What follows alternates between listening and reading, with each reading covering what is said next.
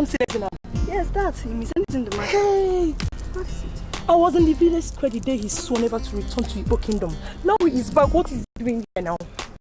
It is possible he has changed his mind. Men can change their minds. Change his mind? Change his mind, you say? Oh, yeah? Alright, Amaka. I am very, very sorry because I am seeing this thing from a different angle. Really? Yes. Tom Sinezina has never been known as an impulsive man. Okay. And he does believe that he is so decisive. For him to return suddenly to Igbo means that he is in for something sinister. And we all must be very, very, very careful about it. Helen, you are entitled to your opinion. Tonto is a man of Igbo, and he has the right to do whatever he likes or change his mind. Change his mind? Alright, we'll see to that. Okay. And we'll see the end. Alright.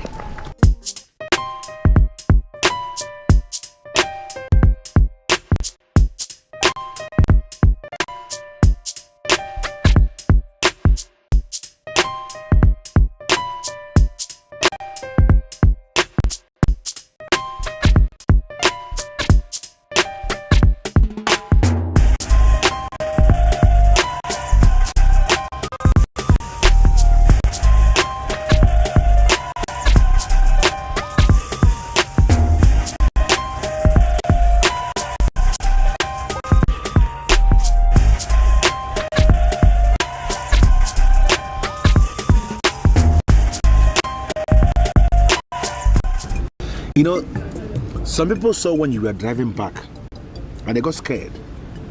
I don't know their reasons. I heard it and I decided that I should come and see you and bid you welcome.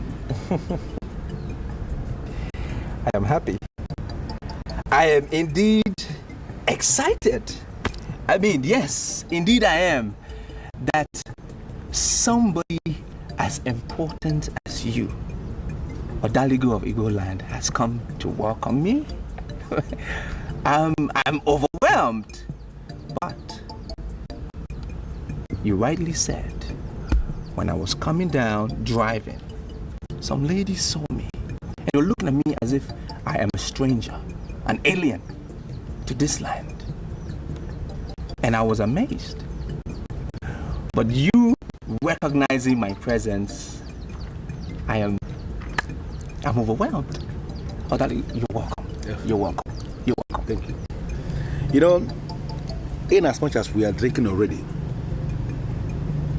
I want us to get down to specifics. Thompson, I know you. Why are you back in Igbo?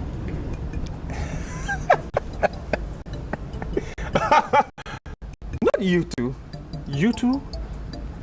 Is this not my land? Don't I belong to this place? Is this not my homeland? Is this not my family house? So why are you asking me that question? This is my land. I belong here. I am asking the question because I was in the meeting where you went berserk and said you will never return back to this land. You said then in that meeting in the village square, remember, that the land of Igbo, the great land of warriors, was actually the land of murderers. Many people weren't comfortable with that conclusion of yours. So I don't understand. Why are you suddenly back in this land? I remember that day. I can never forget that day.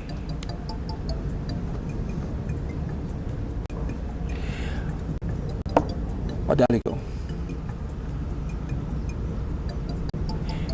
a man that has not gone to the marketplace cannot be reported to have set it ablaze.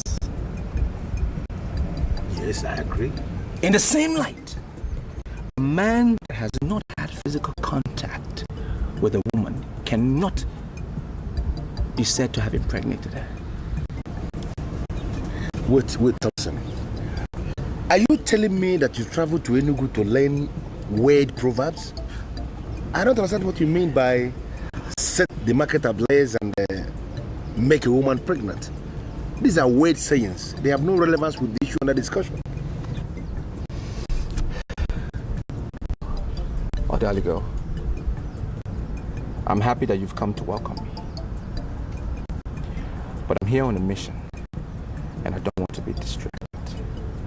So when you're done with your drink, please leave. You are telling me to my face that you don't consider me or the League of Igbo to be a distraction? The king is a man of many sides. But I'm here to convince. I'm here to prove to him that no one knows it all. That's why I'm here. So as a matter of fact, you are telling me that you are back in this land to challenge the king? The land of Igbo is a land of murderers. I said it. I heard it. Yes. But I've also come to realize that one man's sin, the masses cannot pay for it. So I want the king to know that murderers may be happy today, but the end is destruction. That's what I'm here to prove.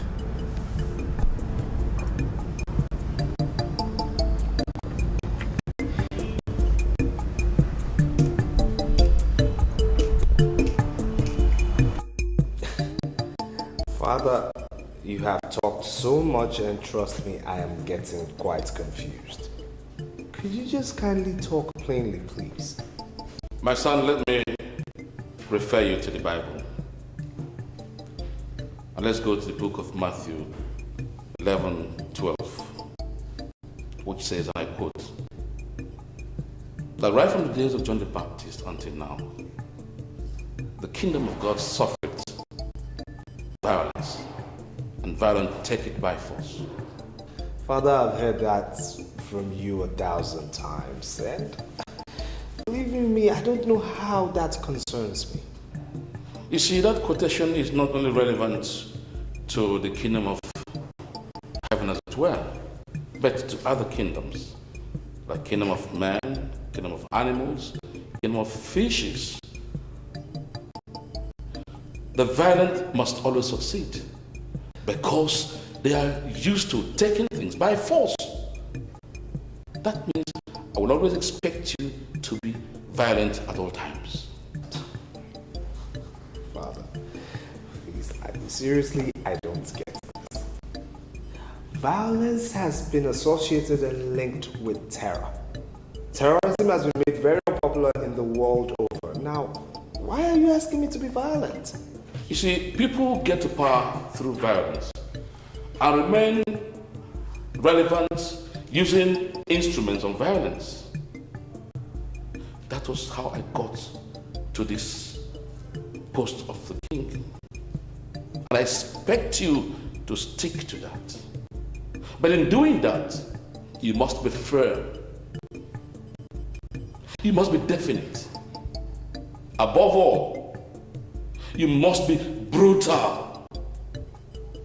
And, of course, you must be ready to crush every opposition that comes your way. That is the only way for you to survive. Father, I'm sorry to hurt your ears, but that is an absolute contrast. Well, contrast depends on what you mean. All I'm saying is for you to remain relevant in the scheme of things. I still don't get it. Father, every morning you wake up and pray for peace to reign in this kingdom. The people of this kingdom look up to you as a symbol of peace. Now, why are you asking me to get involved in something that you know would eventually destroy this kingdom? My son, listen. All I have done is to speak to you like a father would to his son. Listen to me and be happy. Then, ignore me and be prepared to face the wrath, the wave of confusion that may eventually ruin you. That's it.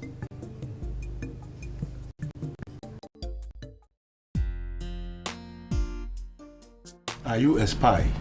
No, I am not a spy. There is a gun in the truck you parked outside there. I am wondering what a gun bearer is doing in the house of Odaligo of Igbo. Well, I'm really sorry to give you a bad impression. That's not a gun. It's just something that looks like a gun. Well, how did you know that it is there? Forget how I came to know. Are you here in peace or are you a spy? No, I am not a spy. I am here in peace, actually. My name is Abigail. I came to Igbo land to buy a land. and I was referred to you. That's why I'm here. Well, I am not the only one who deals on lands here in Igbo. There are many others. But the credible truth that you can verify easily is that I am the only one who deals on genuine lands. Well, I know that. And that's why I came here, because I want to buy genuine land. If not that, I've gone to the others that I was referred to. So... I'm sorry to say this, Charles, but do you think you should share with me what you've discussed with the king? And why not? Are you not a human being? Of course I'm a human being, just a woman. I'm simply your girlfriend, not your wife, and not even your fiancée. Don't you think it's not right for you to share with me what the king discusses with the prince? You know, you never stop impressing me because you always seem to be one who is tradition and culture driven. I don't understand what you mean by that. I'm just telling the truth. Kingship in this land is a very serious issue, and you don't have to discuss with an outsider what the king discusses with you. All right then, so why are you here this early? I came to see you. Do you have any problem with that? No, not at all. It's just that you've never visited me this early before. Oh, before I forgot. I saw Tom Ezuruonye yesterday. Thompson is now. Where? He was driving down from Abata village. He didn't say anything to us, but he looked suspicious. Suspicious? What kind of mission? I don't know. Thompson is back. I want to be very sincere with you. I have the exact kind of land you need for your said project. Oh, that is very nice. Why don't you just show it to me so I can just purchase it immediately? And please, do not look down on me because I am a woman. I represent a very rich and influential company in the city who is ready to invest in this big time. It's going to help the people of Igbo, actually. You are not getting the issue. A lady that moves around with something that looks like a gun is looking for a land in Igbo to establish a motel and a casino. I am not comfortable at all. Why? Because something looks like a gun, does it really mean that it is a gun? Well, you need to understand that first impression is absolutely very important. I am a man of Igbo, respected by all, and I hate to make mistakes. Well, the people who referred me to you actually said that you were fearless and brave. I wonder why you're not living up to their reputation. If you know what I represent in the minds of all the people that live around here, you won't be saying that kind of thing you just said now. Okay, fine. I'm sorry, I did not mean to offend you in any way. But I desperately need to buy this land so that my project can go on immediately. Yeah, you're going to buy the land, but you have to go and come back. I have to consult all the people that must be consulted before we talk about this issue.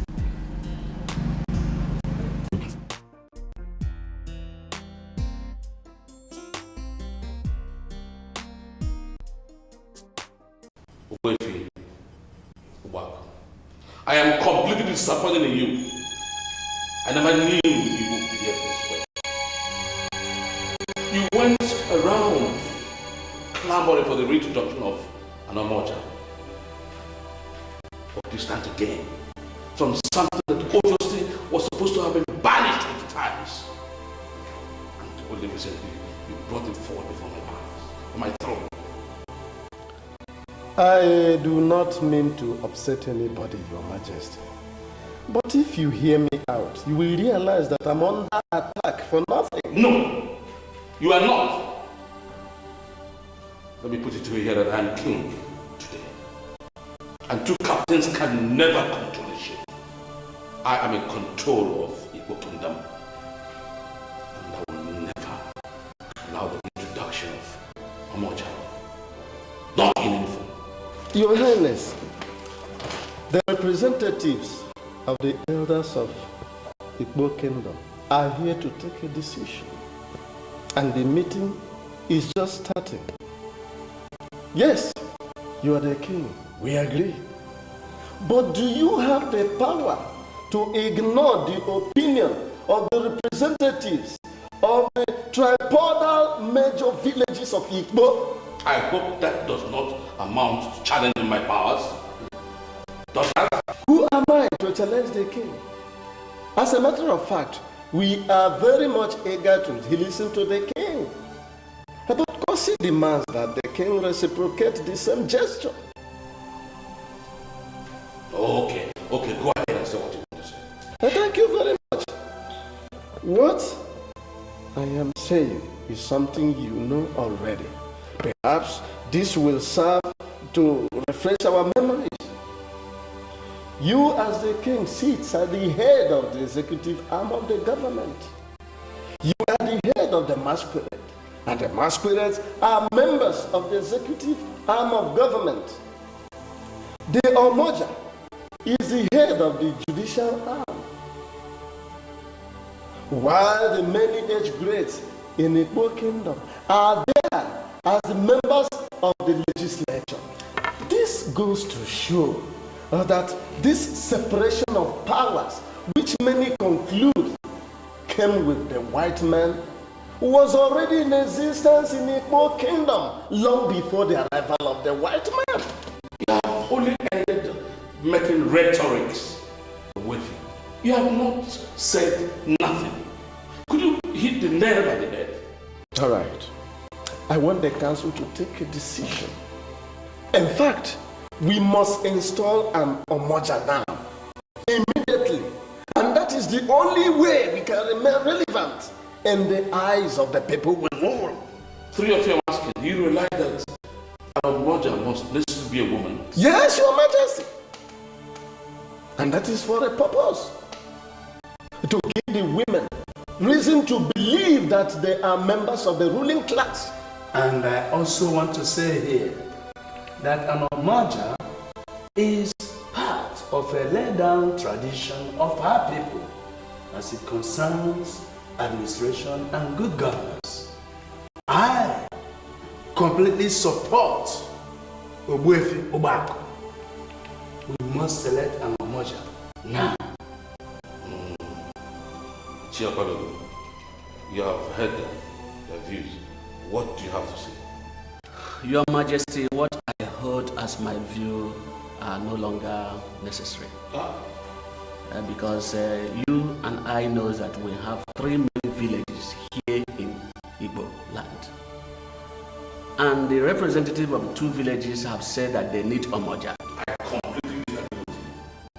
Why don't you be man enough to say where you belong? Are you in support or are you against? Well, if that is the case, I want to make it clear to you that noblemen do not hide truth. So I am in agreement with the members of the cabinet. My fellow cabinets.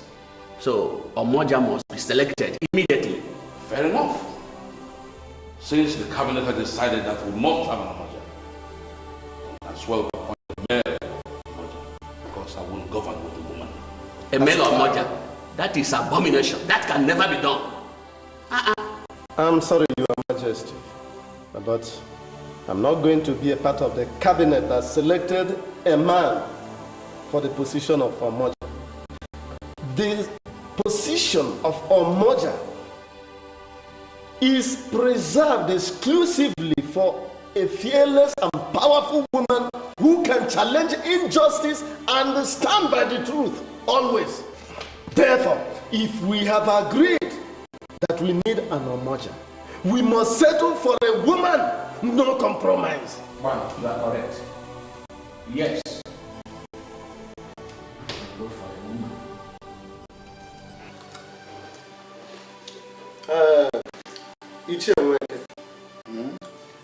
One thing I want you to understand is that this kingdom is sinking by the day. Injustice is being tolerated and many crimes are not being punished. Therefore, we need an Omoja. And we have to be very fast about it.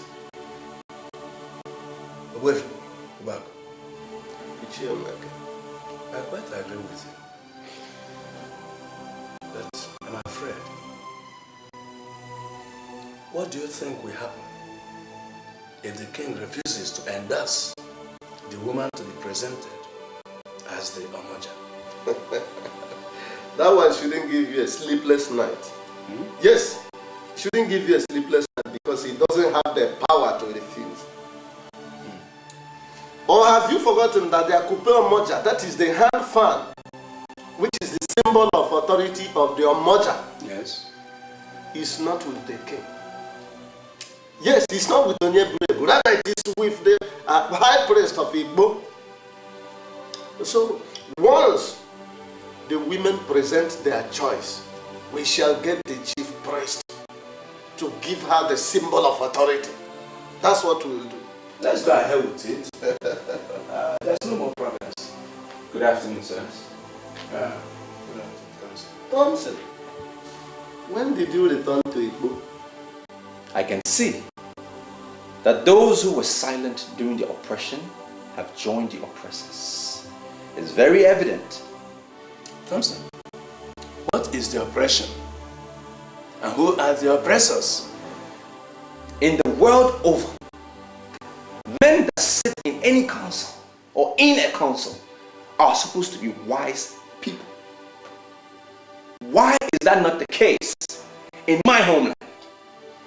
Why? Thompson, are you accusing us of being unwise or what? All of you know when the king traveled and returned from Abonago, he presented the Edueze to the elder councils. And what did you people do? You applauded him. But my father challenged him, and that very night he was killed. Onyeburu Ebu was crowned king. Now I'm back in Igbo land to find out one thing from all of you, you so-called elders. Have you ever verified the validity of the Edueze that he presented to you people? Ever?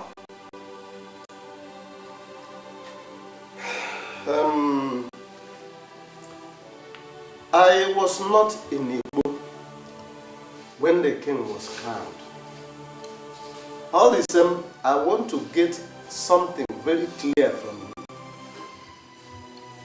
Are you implying that what was presented as Ududueze is not valid? Whether you were in town or you weren't in town is not important. I am back in this land to find out something. For as long as you elders refuse to investigate why my father died on the night he challenged the king, his blood will continue to cry for justice. I will bring out the truth. Good day.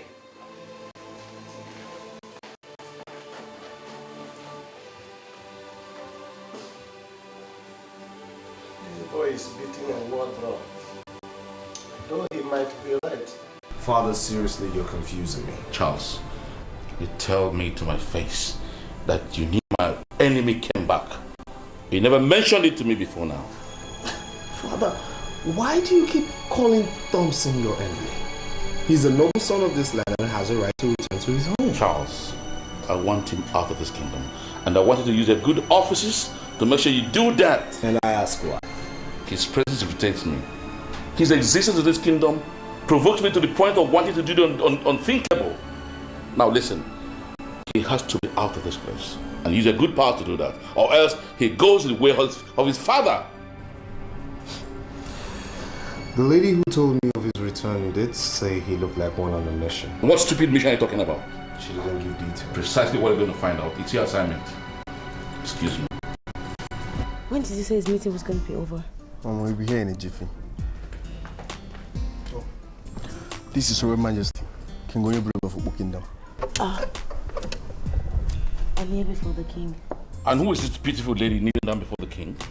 She said her name is Abigail. She have come to ask for land.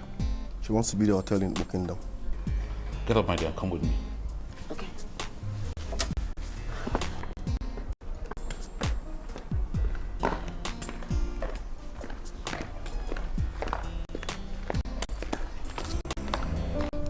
I can pass the phone to Ellen.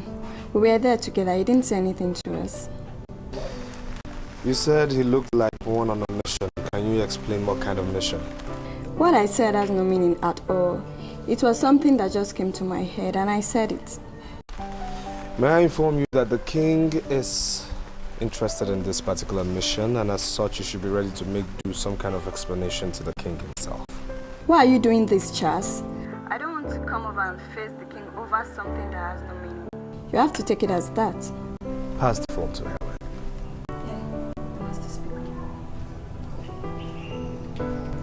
Hello, Charles. What's up? Yes, Helen, how are you? I'm fine, and you? Good. You said you saw Thompson Ezenago, right? Yes. Now, was he looking dangerous? Thompson Ezenago had always been a dangerous person. Wait a minute. Are you asking me to confirm what you know already? Did he tell you anything? See, Charles, it will be better if you can come over to Amaka's place so that we can talk at length, instead of you wasting your money and phone. At least you're not far from our house. Okay, we're waiting.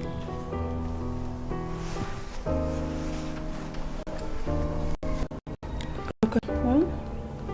He was sounding as if something is eating him up. Do you know what it could be? No, but you may not believe this. I'm gradually getting sick and tired over that guy. Why? Is it because of the call? No, but that's the truth. I don't like that look. Forget it. Men can be funny at times, okay? Your Highness, I once overheard two men saying that the king of Igbo is a subtle man and an easygoing man. I never understood what they meant until today. I must really say that you're quite different from all of the kings I have met. Thank you. I want to take that for a compliment. But on the contrary, I'll be disappointed if what you're telling me is that you've been meeting with the other kings in the various kingdoms. Oh no, I'm very sorry, Your Majesty. It's nothing of that sort. You see, I'm a licensed property consultant, and my business allows me to have a lot of clients, which includes kings, government officials, business tycoons. But whatever relationship I maintain with them is strictly official, nothing more. Okay. You're asking for a parcel of land on which to build a casino and a motel, right? Yes, sir. Then when are we expecting the Germans who will bring in the hard currency for this project? Well, Your Highness, first things first is to acquire the land. Of course I've assured you the land. Oh, thank you very much, Your Highness. I think the second phase now will be registering the land with the relevant government offices.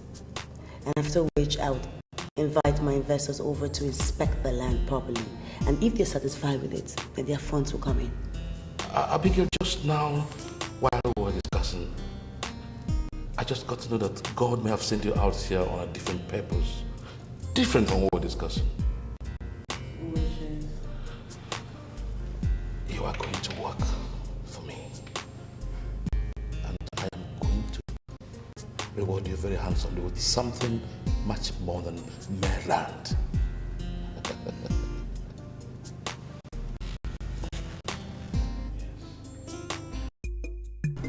Ojiana, continue to drink your wine. You see, I am convinced that you have not brought me over to your house just for us to have a drink. I am Ojiana, the priest of Igbo. So let us talk before we continue drinking. Even if you continue to drink while we talk, there's nothing wrong about it. Our people say you should go on to pour in the wine while you pour out the talk. Maybe that is why the white man says in Latin, "In vino veritas," meaning the truth is in the wine.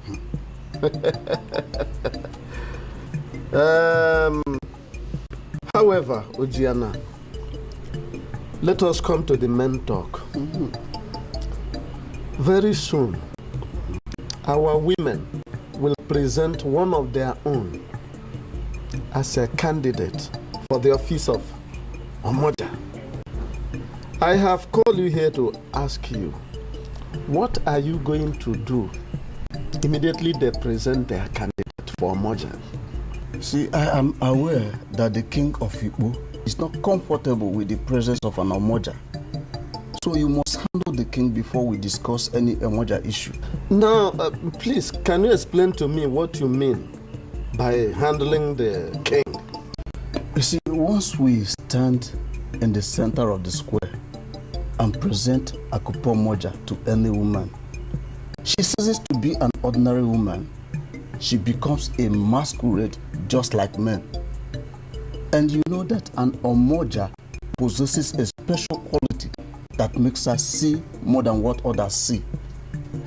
People don't tell lies to an Omoja, because if they do, she must eventually find out the truth once they stand before her.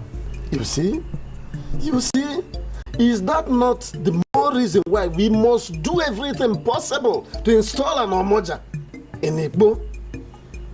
Because we have so many liars here, both in high and low places. You can agree with me, Ojiana, that we don't need them. We don't need them around us. You see, I am convinced that there is conspiracy in this land. The king is aware of it, and that is why he has always kicked against the reintroduction of an Omoja in this land. You see, like I told you, let the women present their candidate. I will readily give her the symbol of authority. It's safe in my custody. Good. That's what I want to hear. Thank you very much, Ojiana. I'm very happy to hear this. Now we can continue to enjoy our drink.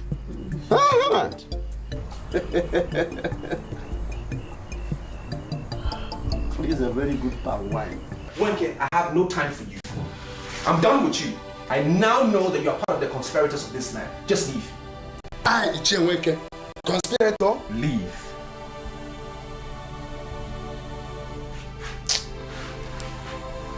I'm sorry, Thompson, but suffice it to say that you are wrong. I will not come to you if I were actually a conspirator. Can't you understand what I'm saying? I am sure you remember that day. I know you remember that day. A man traveled to Agbanabo, right? Agbanabo is where he went, and he came back with something I don't even know what it is. He presented as the Ududueze. He presented it to them. And the elders were applauding him, they were clapping. But one person, one lone voice, my father, knew the validity of the Ududueze had to be challenged. He challenged them. And what did they do? They shut him down. They shut him down, and even whilst he was down, he still challenged it. And what happened? They killed him. They killed my father. They got rid of him. Get him out! Get him out! I'm sure it's not what they were saying. And that man became king. There is nothing that can convince me that my father died a natural death. Nothing. No means we are read into his death. The others only believed that the death was a mere coincidence with a misunderstanding. Now you see why I say you are part of the conspirators? Because you're on their side. You are not seeing my point. You are on their side. Please leave. Go! And 1,000 times, Thompson, I will tell you, I will not be here if I had any conspiratorial understanding with any man. Now let me ask you, are you suspecting that your father was murdered? Without fear of contradiction. Without fear of contradiction, I can ascertain to the fact that my father was murdered. He was killed. By who? The same people. The same people who thought my father was ambitious. They know themselves. Those elders or whatever they call themselves. They thought my father wanted to become king, so they needed to get rid of him, get him out of the way, get him out of the way. Right? So that their own force will germinate, so that they will become the rulers. I am here to prove my point. Don't you think you are making some very weighty statements here? Murder is the greatest of all crimes in this land. You better be sure of what you're saying. Be sure. Let us join force. Wenke, let us join force. Let us join hands to ensure that an Omoja emerges. That is the only way you can convince me that you are not part of them. Let us join hands together. Because the Omoja is the only symbol and citadel of justice. Join hands with me, and we will see who wears the mask and who is the real man.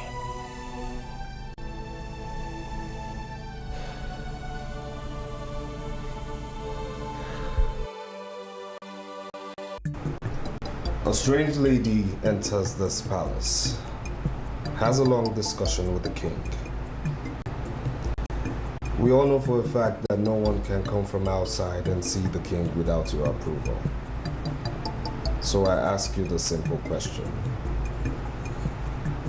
Who is she? My prince. She's not from Igbo. I didn't ask you of her origin. Who is she? Her name is Abigail. She's a consultant. She came to ask the king for a land and had a long successful talk. Now what do you mean by successful talk? I wasn't there when they discussed, but when she stepped out from the throne room, she told me that the king promised her the land and so many other good things. Things like what? My prince, I'm only a guard in this palace. I have no right to ask the visitors what she discussed with the king. So I didn't ask her because I now have no such powers. You may leave. My prince, the king will be delighted to tell you what he discussed with the girl. If only you go ask him. Get out.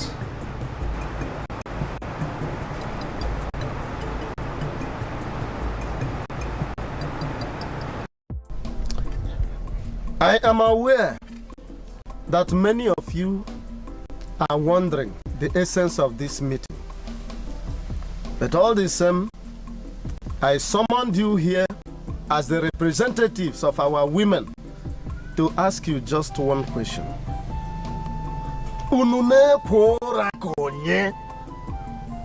Why are you sleeping your lives away when there are challenges on the ground in Igbo?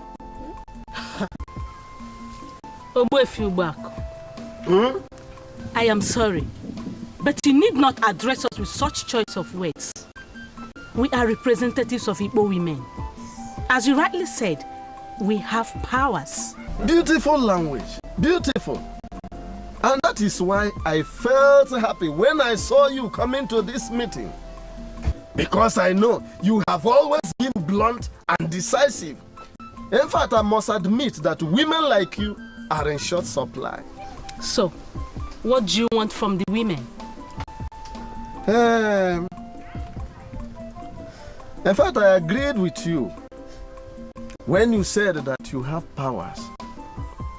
I agree with you completely. Women of Igbo have powers, but my problem is simple. Why don't you use these powers? Huh? Yes. Sorry, what do you mean by we don't make use of our powers? Good. There's supposed to be an Omoja in Igbo. And that Omoja must necessarily be a woman, not a man. Our ancestors came up with this age-long tradition to ensure that our women are represented in the administrative mechanism of Igbo Kingdom. You see, when an Omoja, be that a Kupu Omoja, that is her symbol of authority. Kai! Onyawo Mado. She sees beyond the physical. And she is there to checkmate the king. And that is what Western political scientists call checks and balances. Yes. The truth is that when there is an Omoja, everything goes well. Everything runs very smooth. But alas, today in Igbo, there is no Omoja. That is why I have called you today to ask you why. Virtuous women of Igbo, why is there no Omoja in Igbo? Or do you want me, Ogbuefi Ubako, a man, to become an Omoja? No, not for them. Ogbuefi Ubako, I greet you. Thank you. I want to thank you most immensely for calling this meeting. We the women, we are happy that someone like you has hope in us. Yes. But back to your question. That question is meant for the ruling class to answer. Yes. Not we the women. We don't have powers to present an Omoja in this kingdom without the consent of the ruling class. Yes. Thank you very Is it not, my people? Yes. Thank you very much, my daughter. I have gotten what I want. I am very much satisfied with the outcome of this meeting. So I want you to go back to your various homes and wait for my call.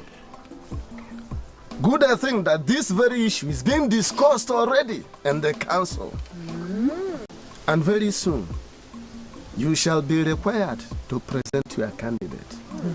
So I thank you very much for answering my call. Thank you. Ihiobako, I am sorry if you disagree with me. You know, but the meeting you had with the women to discuss the emergence of an Omoja in Igbo is not popular. You have not been around this kingdom for a very long time, so I understand. You do not understand what is going on. The truth of the matter is that you were too forward by that meeting you called. And needless to tell you that lately in Igbo, men who are too forward do not last long at all. They do not last long when they are too forward in Igbo. You may say that to some men, and they will become stressed out. But you must realize that Ogbuefi Ubako is not just an ordinary man.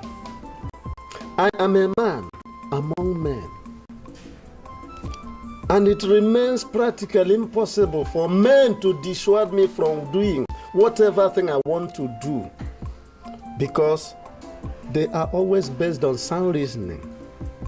On the other hand, suffice it to say that men cannot kill me.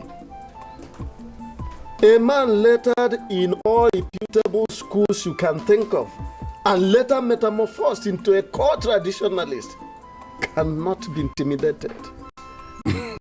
Yes. I think I am impressed. I'm impressed. But you see, Ogbuefi Ubako, I am aware that the king had ordered the discontinuation of any form of discussion on this subject of an Omoja. Everybody in this kingdom has obeyed the king. Nobody is discussing Omoja anymore. You happen to be the only person who is still talking about Omoja, who is calling meeting, discussing that same subject. And I do sincerely wonder, Ogbuefi Ubako, does it mean you have no single regard over what the king says? I am not going to say yes or no. But when a man reduces himself to the pitiable level of playing with kids in the sand, chances are that the kids one day will eventually demand not only to see but also handle his genitalia. Ogbuefi Ubako towers above all that. In fact, the only thing I see is the tradition of Igbo kingdom. And you, Odaligo, if you want me to continue seeing you as the Odaligo of Igbo, you must flog yourself into my line. I understand where you are coming from, and I think I know where you are going. I am already in that line. Let me be very sincere with you. I never liked the king. I never agreed with the king. In fact, we have always disagreed. The issue here is that I decided to be on my own, because I have not managed to see anybody who I can liaise with, who I can work with. Now that I have a man who is as exalted as a Wefu back of Igbo, reasoning this way. I am impressed, and it simply means I have to walk where you want me to walk, so we can articulate the way forward and how we can take the kingdom to the next level. Yes, we must have to continue. We don't have to quit, because they say quitters never win and winners never quit. Oh. Wait a minute. Wait a minute. Ichemweke. Are you telling me that the way for work is trying to dare my power or something? Your Highness, even as we are talking now, he's holding a meeting with the representatives of the women. And they are discussing on this Omoja issue. But why on earth should he go ahead to do such nonsense? After I had personally ordered that nobody discusses this issue until I made my decision public. I even went as far as asking Ichio Palugo to move around the entire kingdom to disseminate this information. Yes, he did.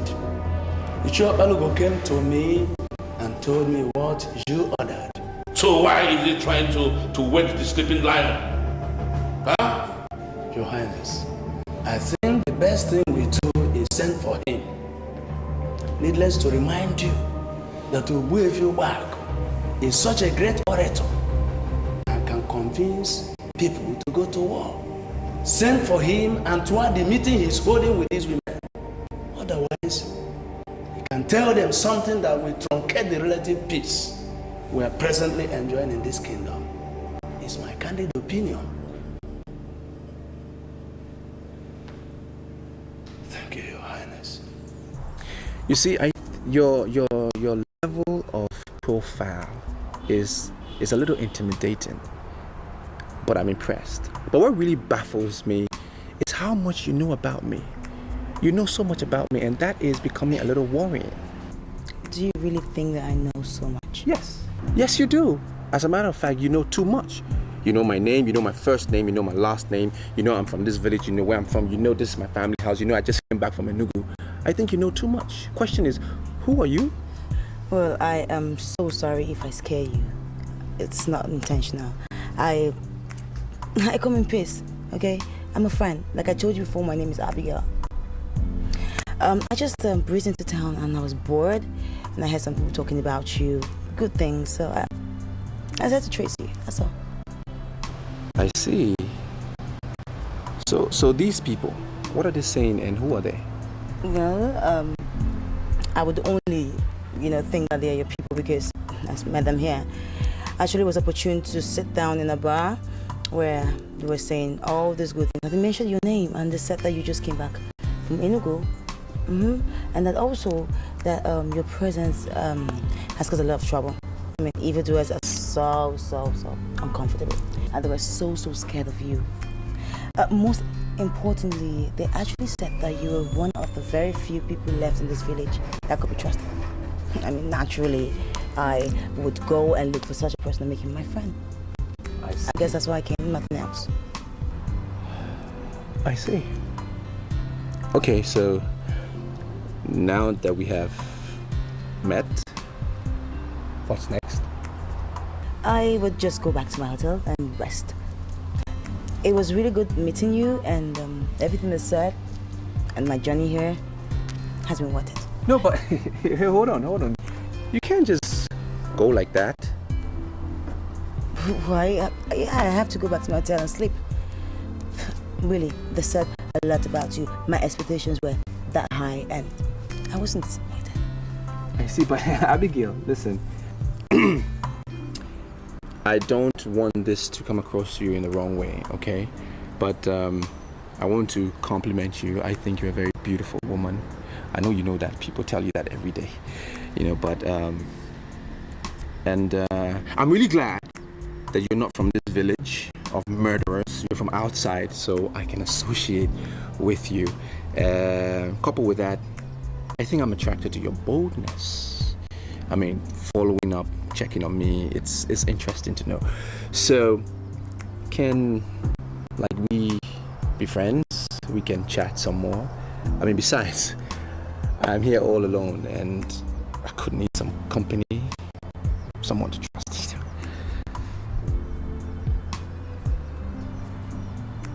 Huh? Wefi, I have just confirmed that Ichio Balogo actually delivered my warning to you. I am sorry, Your Majesty, but I must proceed immediately that Ichio Balogo is not a messenger in this kingdom. What do you mean by that? Why are you doing this?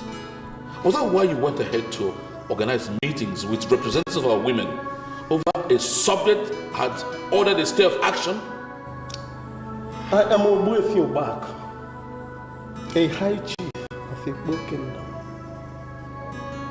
a man of due process and protocol. At least if you had ordered anything, you would have sent the royal messengers to announce it. And that is in keeping with protocol, and that is due process. Any information that came via Ichio Balogo is deemed to have passed through the wrong channel, and as such, Ogbuefi Obako is never ever in a hurry to obey such orders. Ogbuefi, you're daring me. Ogbuefi, you're provoking me very, very fastly. And you know I can decide to deal with you right now. I'm sorry, Your Majesty. I must submit that you are angry for nothing. As a matter of fact, I am committed to the protection of our cultural heritage. And as a matter of urgency, we must instruct our women to present a candidate for the office of Anamoja. Or else what happens? I will not want it to appear as if I'm trying to challenge the king. But the truth remains that an Omoja must emerge. I have already discussed with Ojiana, the priest of Igbo, and he has confirmed to me that he will readily release the Akupe Omoja to any candidate that the women will present. Okay, I see. In that case, Ojiana has a case to answer. He will have to tell me who gave him the permission to hold secret meeting in this kingdom. Well, I'm sorry, Your Majesty, but I think you are going too far. Because you know as well as I do that a man that lives in a glass house does not throw stones.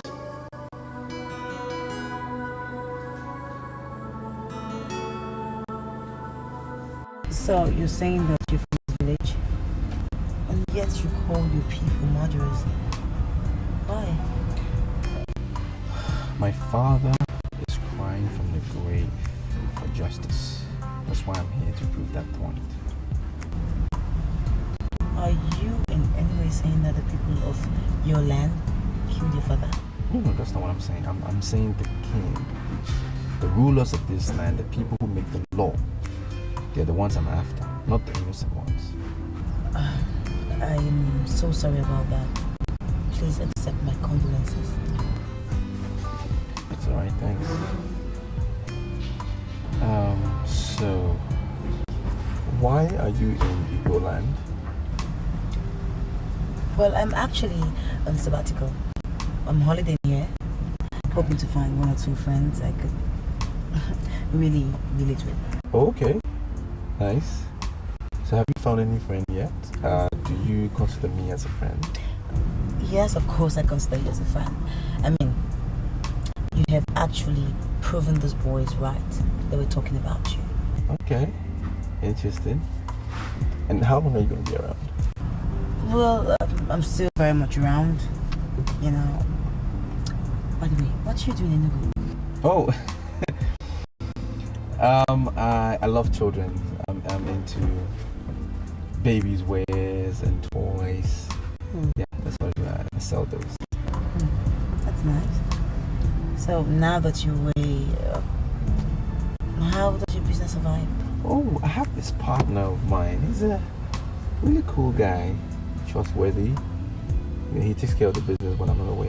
I'm sure I can stay away for like 2, 3, 4 years. He will manage the place properly. He's a good guy. That's really nice.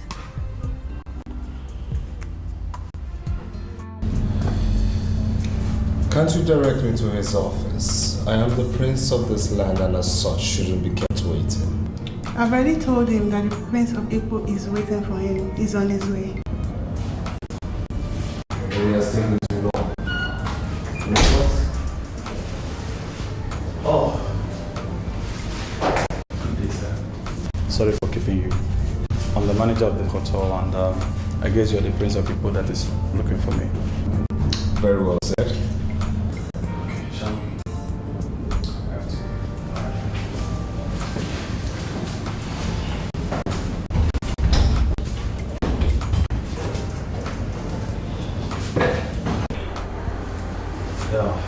Well done, sir. Please sit down. Thank you. Well, I don't intend wasting too much of your time because I do understand how busy this hotel could be and the pressure on your time as well. Alright. I'm here looking for a guest, a girl, in your hotel. And what's the name, if I may ask? She's an internationally acclaimed consultant by name Abigail. Acclaimed international consultant. Please do hold on.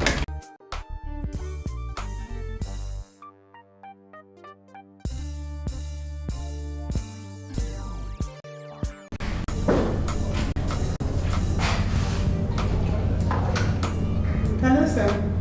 Do we have any guest by name Abigail? Acclaimed international consultant. Hold on.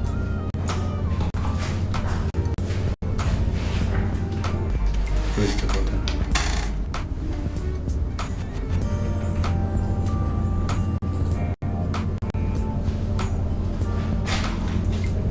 Sir, we don't have any guests with that name. Alright, thank you. I'm sorry, sir, we don't have such name here. Are you sure? Of course, my receptionist must have checked very well before confirming to me that we don't have such name, okay?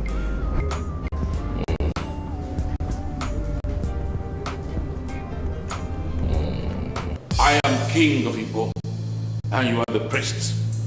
Do you have the right to hold any secret meeting without the approval of the king? I'm sorry, Your Highness, but I don't understand what you mean by secret meetings. Moreover, Your Highness, I may bold to say that the king, the priest of Igbo, does not take orders from anyone. Wait a minute, Ojani.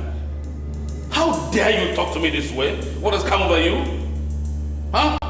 Your Highness, it will not cost you anything to install an Omoja in this kingdom. And why on earth must I install an Omoja? Are you not aware that it was the last one that killed the king? Your Majesty, I'm sorry, but I don't understand why the king himself should be the one orchestrating baseless rumors. Rumors that are unfounded, initiated by worthless people, enemies of this kingdom. Your Highness, it is not like that. Now what are you saying in essence? That she wasn't the one that killed the king? Exactly, Your Highness. The one that bears the Akupe Omoja does not kill and will not kill anyone. Nwanyema will be the last Omoja of this kingdom, did not kill the king. When it was time for the king to die, the king died on his own. And when it was time for the Omoja to die, she equally died. So you see, we shouldn't base our fast on unfounded rumors.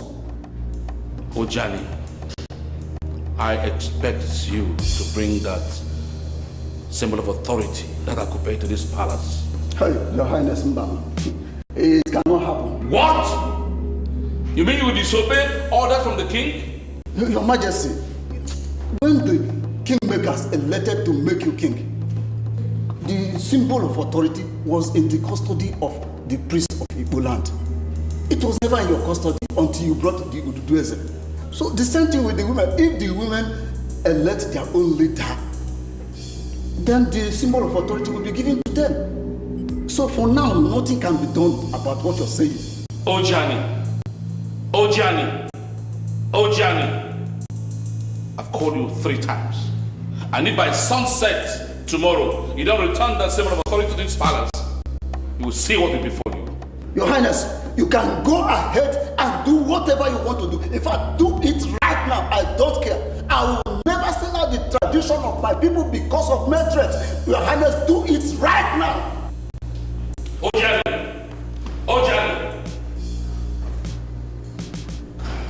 Oh, what a journey.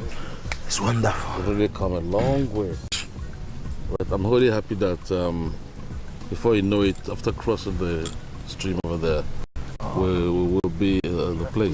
Yes, but it's still too far. And on a sunny day like this. God forbid, the whole place is airy. Anyway, it's not raining. I'm sorry for what I want to say, but I just thought I should say it. Go ahead. This issue of your name, I'm not comfortable about it. Are we here to discuss names? I think we are traveling to Agbanabo, where it is customary for any king in Igbo to obtain the Odudueze. Anyone that succeeds will be crowned king in Igbo.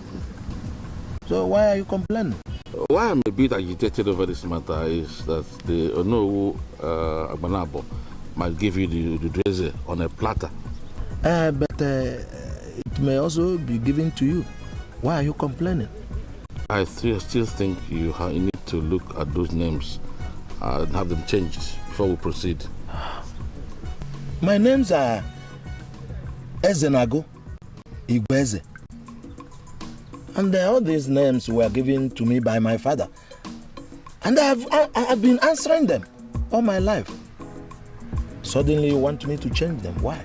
Along this lonely road to Agbanabo. Why? Our people say there is something in the name. Huh? Ezenago means you are desirous of being king. Igweze also means you are a king, perhaps in the midst of kings. And these two names are self-explanatory. And they portend danger to me in view of this journey. Let us call a spade a spade. Let us go there on neutral ground. Okay. Let's be fair. He who must go to equity must go with clean hands. Okay? So have these names changed so that whatever the result is, I will accept it. Okay. When we get to Agbanabo, we are simply men of Igbo. I am not going to mention my names. I think that's okay by you. You're welcome. Let's continue. This West is getting... Sorry,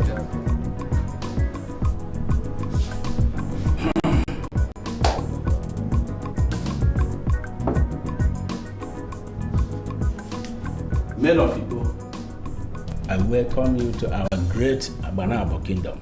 Thank you. It has been reported that your king was actually murdered, but we don't know what to do about that. And we don't want to dabble into what happens in other kingdoms. Our duty is to do what we must do as the spiritual head of Igbo and other kingdoms that are in lineage with Odogueri. This is to give you Odudueze. This Odudueze is a long tradition of our people. And in my capacity as Onowu Agbanabo, I must do what the tradition dictates. Did you hear that the Amoja had a hand with some mischief makers to kill the king? Stop it! Stop it! Stop it! What's your problem? Are you holding brief for something? I am not holding brief for anybody. But you must realize that you are before Onowu Agbanabo. So there are things you do not say. So are you saying that she doesn't know about his death? I am not just saying it. It is known that she didn't kill him. Let us concentrate on the mission that brought us here. That's all. Well, men of Igbo should not settle their differences in the open. We're sorry. No, we're sorry. You came here for Odudueze, and it shall be given to you. Thank you, no. So, when are we getting it?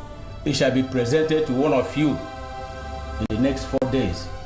And men of Igbo must crown the man that came back with it king.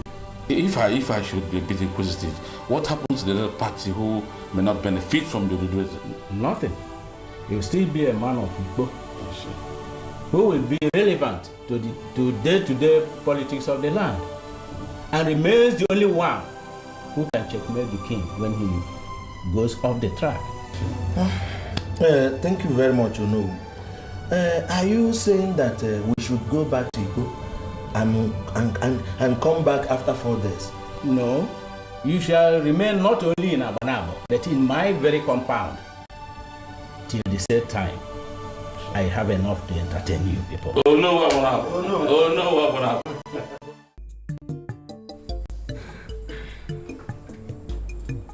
This is the Ududueze of Igbo land. These 3 mounts represent the 3 major villages in Igbo land. As soon as a king is crowned, this Ududueze should be smashed before everybody. This has been the tradition of Igbo land. When it is smashed in Igbo, it will return here in Abanabo land to wait for the next king. I am now to present it to one of you. But the question is, whom do I give it to? Isidin, please, can you talk to your father to be of wise counsel? So that he will give the symbol of authority to the right person. My father, don't know Abanabo. He's a man of many sides. As he's seated here, he will make the right decision. I agree with you, son. I agree with you completely. It is not within our power to suggest who have the Ududueze. Give it to whomsoever the ancestors direct. The fellow can go back home and be crowned king. That's all.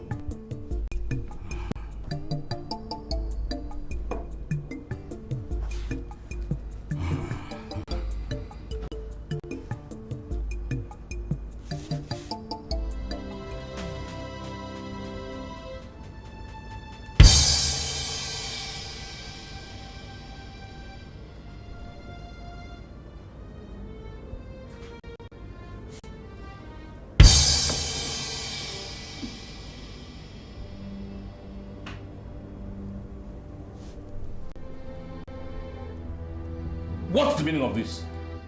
Huh? Are you playing games or what? It then means Igbo should continue without a king for the next 21 market days. Why? I ask why?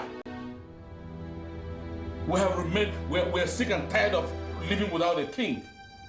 Which was why they sent us out to come and fetch you to do it. And you are here telling us to wait for another 21 market days or whatever you call it. Must we remain indefinitely without a king? Must we? It is possible that one of you is the next king of Igbo land. The truth is that the ancestors have not revealed it to me. And I am not going to present the Ududueze without the ancestral approval or confirmation. Go and come back after 21 market days. I will never allow the reintroduction of an Umoja. She'll get to know how I killed Ezuruonye. And also get to know how I manipulated my way to the Igbo throne. Ujani must render the symbol of authority. Otherwise, he dies. Ujani must render the symbol of authority. Otherwise, he dies.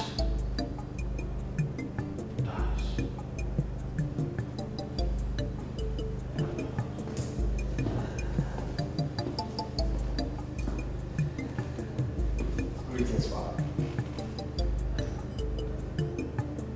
Father, you don't look well. What's the matter? The kingdom of heaven suffered violence. The violent take it by force. Have you ever bothered to find out the meaning of that statement? I searched all the important hotels in Igbo and I couldn't find anyone by name Abigail. Why are you trailing her? Why am I trailing her? Why am I trailing? I mean, a strange lady walks into this palace, extracts a promise from the king. I ask him who she is, he doesn't tell me. What do? I get curious and I trail her. I mean, I have this feeling that you might have given a promise to a strange lady who's a spy or a ghost. Charles, listen. Charles, listen. You don't have to trail her. That lady is not a ghost. Neither is she a strange woman. Then tell me who she is and what she wants. Because as long as you're not ready to give me that information, I'll continue trailing her. And you know I'll succeed, Father. Why don't you for once get something busy going? I greet you, my king.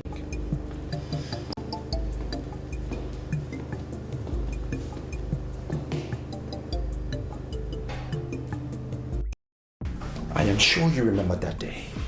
I know you remember that day. The man traveled to Agbanabo, right? Agbanabo is where he went and he came back with something that I don't even know what it is. He presented as the Ududueze. He presented it to them. And the elders were applauding him. They were clapping. But one person, one lone voice, my father, knew the validity of the Ududueze had to be challenged.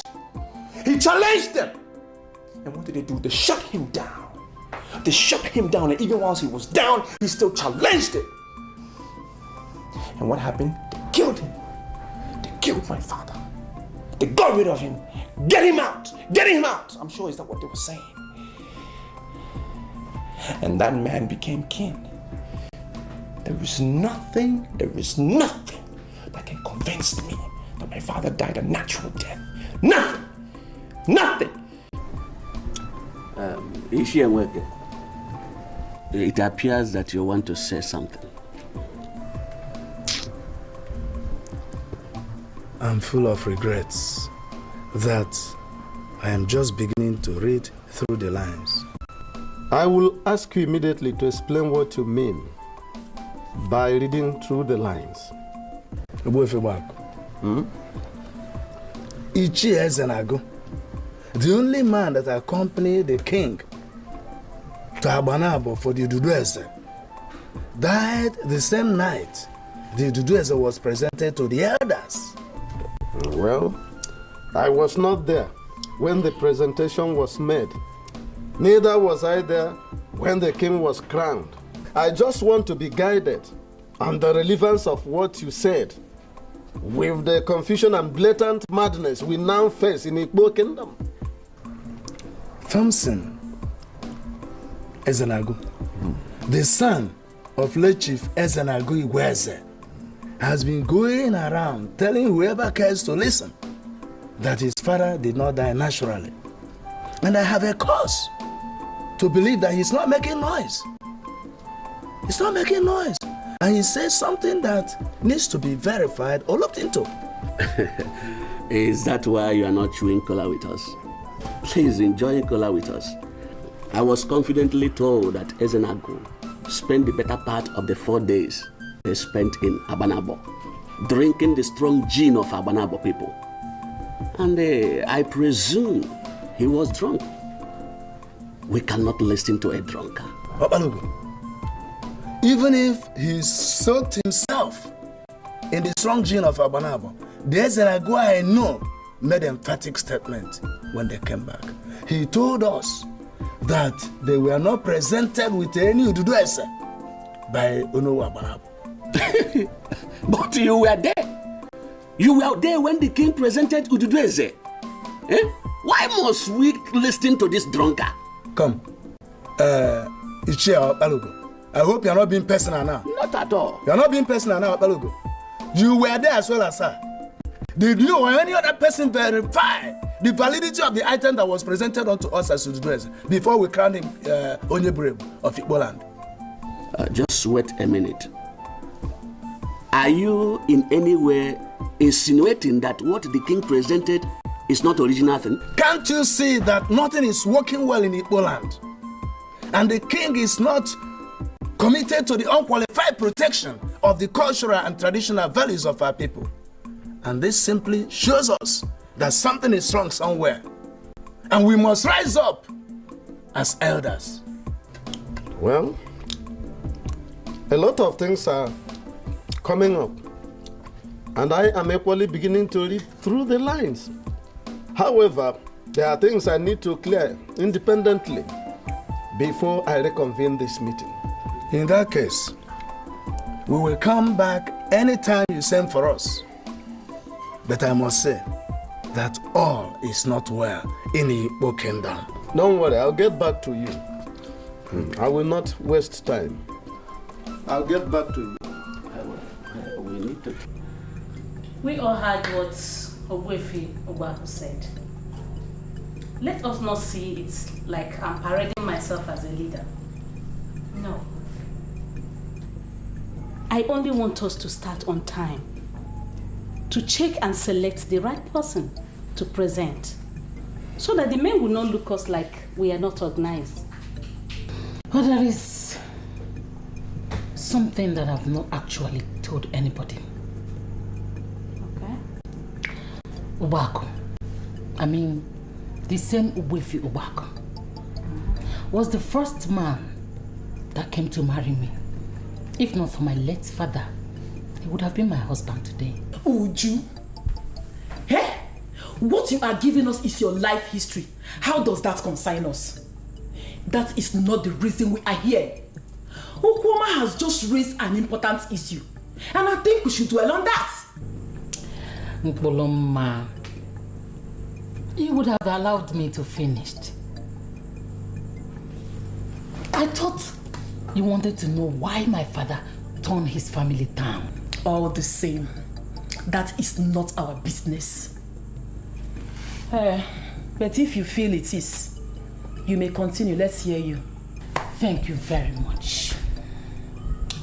Ogbaku came from a family where madness runs. When he was in the university, before he finally traveled to New Zealand to major in anthropology, he was treated of migraine. Go. Yes. By all the physicians that we have here in Ukbo and the environ. Ask anybody. And what is our business with that, Uju? He is today the Ogwefi of Igbo, the head of his kindred, and a noble man. He gathered us to make a noble request, which we must definitely not turn down. What I'm trying to say is that Ogwefi is a fortune that we must not listen to. Uju! See, the soundness of his brain is questionable. And I see it as an irony that the sound women of Igbo must gather to discuss the observation of an unrepentant traditional activist. Uju, now I know. The mere fact that Ogwefi Ogbaku is richer and more popular than your husband these days is the reason why you speak the way you do. You are made jealous of his achievements. Exactly. And we cannot sit back here and watch you drag us into it. Okay, let me tell you this. Do you know that the king is against the glamour of an Omoja? Yeah. Or are you trying to tell me that you're going to listen to Ogbaku and go against the wish of the king? Anyway, the king has not told us anything officially. And in the absence of any official communication, Uju, the women of Igbo, the entire women of Igbo, must continue to work with the information at our disposal. Yes. Please get that. Is that it? Your Majesty, this is a surprise. Many people have visited me at night. Some at the wee hours of the night, some at the odd hours of the night. But this is the first time a king is visiting me at night. And I wonder, why? To what do I owe this honor? The toad does not run in the afternoon for nothing. This is an established fact. It's a saying that is as old as life. Been used within this kingdom and beyond. I've already said this. May I ask you, what do you want me to do for you? Surely the sun will rise and the same sun will set tomorrow. Before the sun sets tomorrow, I want Ojani the priest dead. This is my mission to you. He must be executed and no excuses whatsoever. I will not be part of this, Your Majesty. I'm sorry. I cannot do this. Why? Here is a man that has been bluffing me. Refused to surrender an instrument of authority, Akupe Omoja. He been proclaiming to be powerful. I mean, who gave him power, for heaven's sake? But I'm going to teach him a lesson. That's why he must die. So that even in his grave, he will realize that I am king in Igbo. Your Majesty, everybody knows you are the king. But are you aware that kings in Igbo, they do not soil their hands in the death of their subjects? They do not. Oh, that I know too well. But can you legitimately look me in the eyes and say that a man that has been consistent in disobeying the king is still a subject? Of course not. Ojani is no longer a subject. In fact, he has grown larger than life, larger than his master. And this is why he deserves to die. He must be out of my way. No, Your Majesty. One thing for sure, I will not discuss this meeting with anybody. I will not. And I'm not going to be part of the killing. Can you swear to anything that you've not been bought over by somebody? Otherwise, how dare you try to refuse an express order from the king? I am not disobeying you. Sooner than later, questions will be asked. Left, right, center, all over. And you will be ready to answer them. And what do I understand you to mean by that? Your Majesty, to continue your relevance in this Igbo kingdom, you must answer those questions as they come.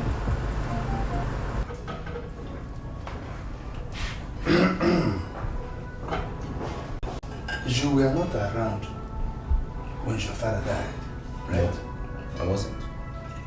And you were also not around when we handled the politics that resulted in the installation of King Onyeburebu of Igbo.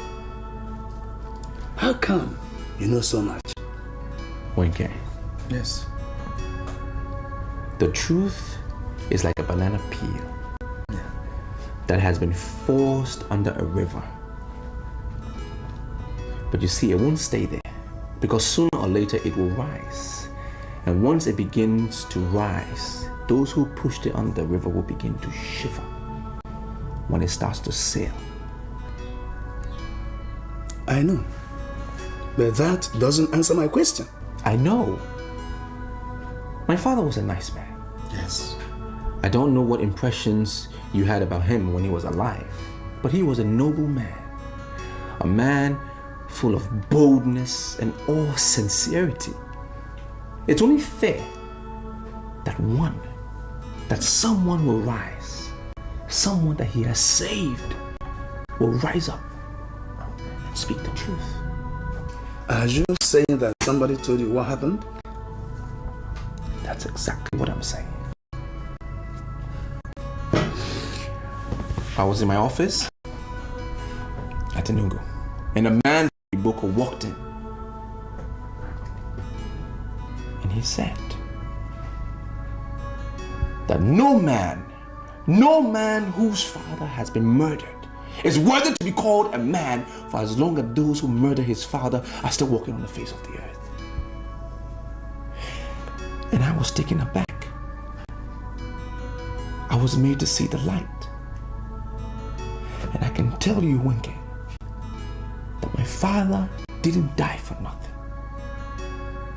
And I am here to ascertain the faces of his murderers. I will find them. Man of Iboko. Who is this man of Iboko? It doesn't matter who the man is. It's not important to this conversation. His identity is least important. Well, I'm aware that men of Iboko do not like men of our land. And I find it strange that a man of Iboko is spoken into what happens in our land.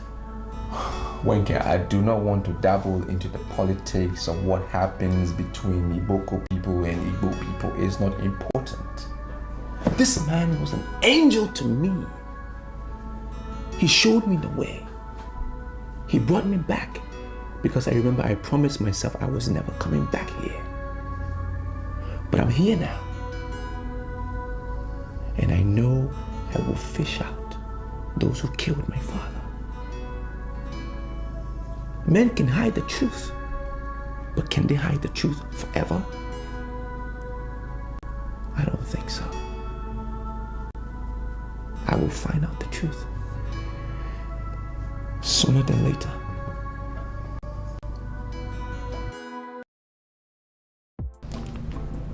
Did you get to find out what his plans are? Yes, Your Majesty. As a matter of fact, he's aware that his father was murdered and he's come back to revenge the death of his father.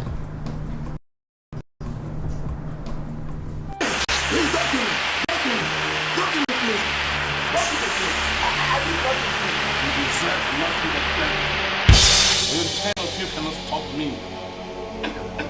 You are idiots. I'm not the king of Igbo. This wickedness shall never go unpunished.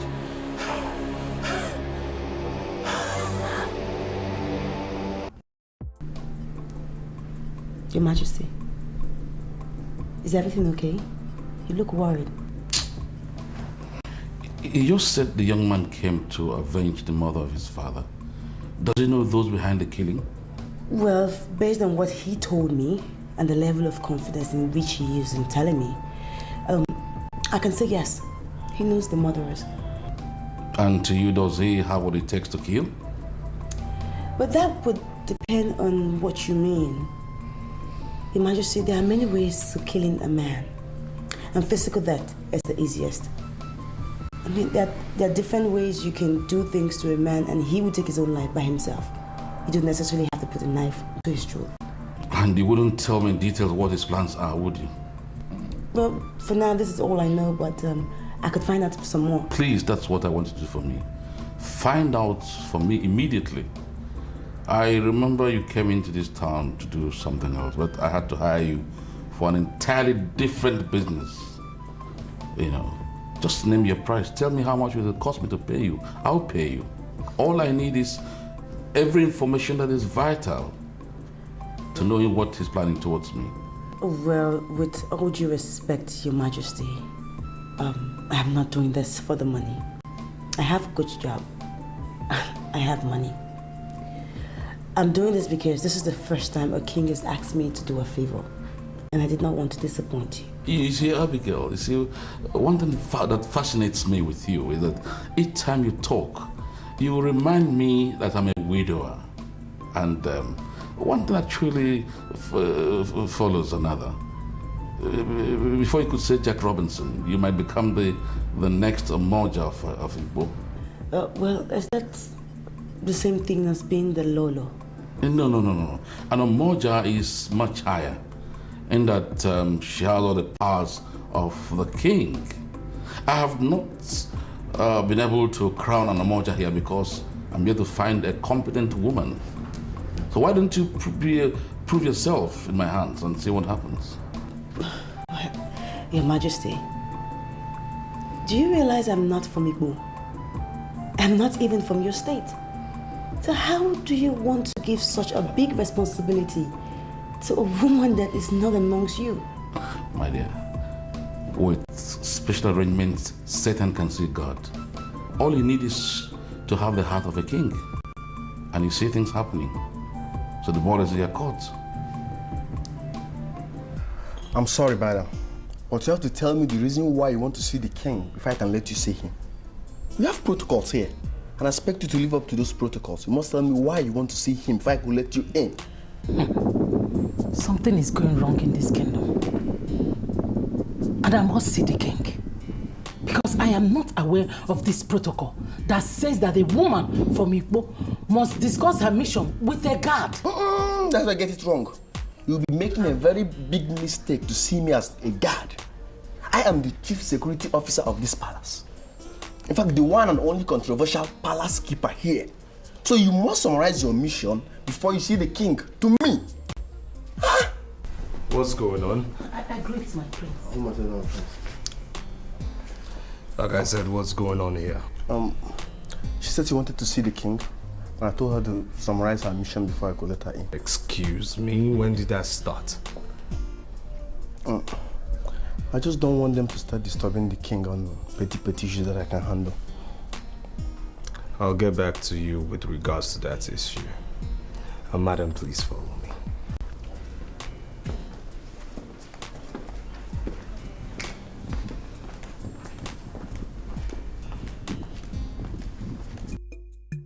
I'm sorry, young man, but you must understand the political charisma and the social status of the authorities sitting before you here.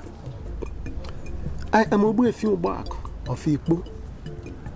I came all the way from Igbo to make an inquiry on something bordering on the very existence of our kingdom. Then why are you behaving as if you don't know the importance of my mission? I have not told you I do not understand the importance of your mission. But the truth of the matter is, we cannot comment on the issues in Igbo until we install a new Onowu of Banabo. Oh, that reminds me. The very first thing I did this morning was to express my heartfelt condolences on the untimely exit of your father. I am deeply touched that the only man who can solve the problem we now have in Igbo is no more. Since you know this, then what are you still doing here? I expect you to go back to Igbo and solve your problem. Seek a solution to your problem. We are not part of it. And don't bring us into it, please. My son, I am still hanging around in Abanabo because I know that as his son, you will be able to solve my problem. How?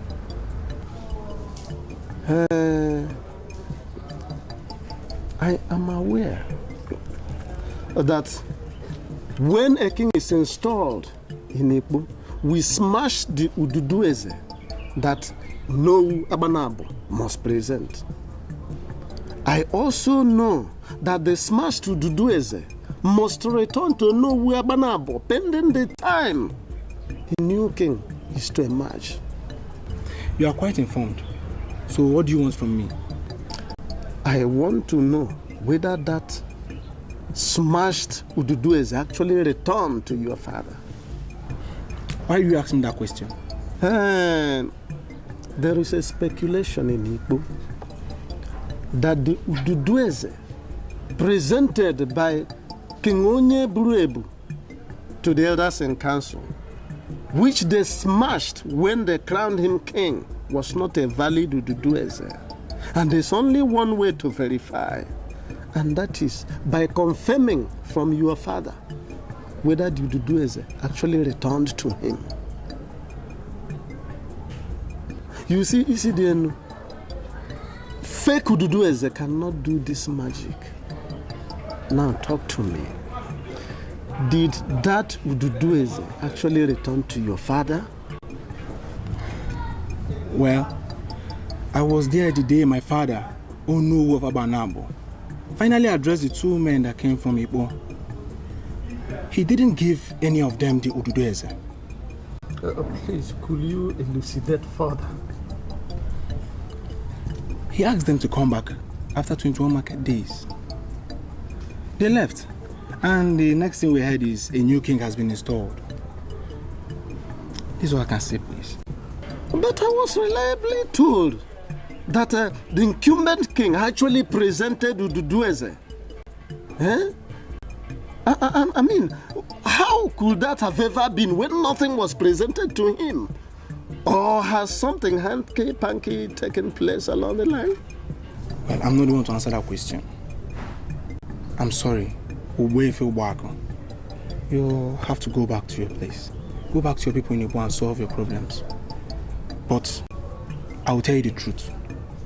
My father did not give anybody the Odudueze. That is the truth. She said it very clearly that Ogbuefiugbak is planning a revolt by inciting the women to rise against your father and the throne. Now, what do we do? Father, are we going to make our decision based on what a woman said? Are you saying you don't believe me? Believe or no believe, the man in question is a strong man of this kingdom. Now, we must be very careful how we handle his issues. She was very emphatic that Ogbuefiugbak would gather the women to brainwash them into planning a treasonable attack on the throne. And the question is, what do we do? Should we fold our arms and watch him succeed? What are you doing? I am talking to you, you are dialing your phone. I'm calling Ogbuefiugbak. You don't dare me. Father, I am sorry, but what we're hearing right now is mere rumor. And the best way to deal with rumor is to get the people involved to come out and speak. You might be surprised to call Ogbuefiugbak right now and he'll tell you he never had a single meeting with the women. I'm sorry, you're my prince. See, I can swear on my life. Actually, I held another meeting with Mpolomando Oma. And I'm aware that the women are planning to select an Umoja. So are you against the women selecting an Umoja? Because right now you're giving me the impression you're a busybody. My prince is assaulting me. I came into this palace to give valuable information. Because I know you are our king. We don't have any other. I don't know why I'm being insulted. I don't know. Charles, my patience is fast running out. Alright? And you are provoking me to the point of placing a curse on you. Don't you just allow me to do that. Or the consequences will be too great for you to bear. Now for the last time I ask you, what do we do to stem Ogbuefiugbak's treasonable plans? I'm surprised that you came back. I didn't think that you were going to show up. Was that the reason why you would not take me into your house? No. As a matter of fact, a man that has so many enemies must be very conscious of what he does. Wow. That is a very weighty compliment. It's not just a compliment at all. It's not. It's heavy. Okay. You cannot but agree with me, you know, because as it is, what I came to do in this village is very dear to my heart. Very, very dear to my heart. If I can leave my business with my partner for as long as it's going to take me, I should let you know how dear it is to me what I came to do here. Are you in any way saying that you see me as your enemy? No, that's not what I'm saying. But I am saying that you are still new to me. I'm still getting to know you. It will take a while, yeah. You're a strange man. No, seriously, very strange. Hey, that's my friend, Abalago. That's one of the few men that I trust in this village. One of the few. I've met him before. I think so. Yeah, I think I have. Oh, Thompson. Yes. Hi. What's happening? You have a visitor? Yeah. Where's she? Uh-huh. Good afternoon, sir. Huh? Are you not the same consultant that came to my place the other time saying you want to buy land? Yes, it's me. What are you with Thompson? He doesn't sell land. You never came back as you said. What happened? I was going to. I just took my time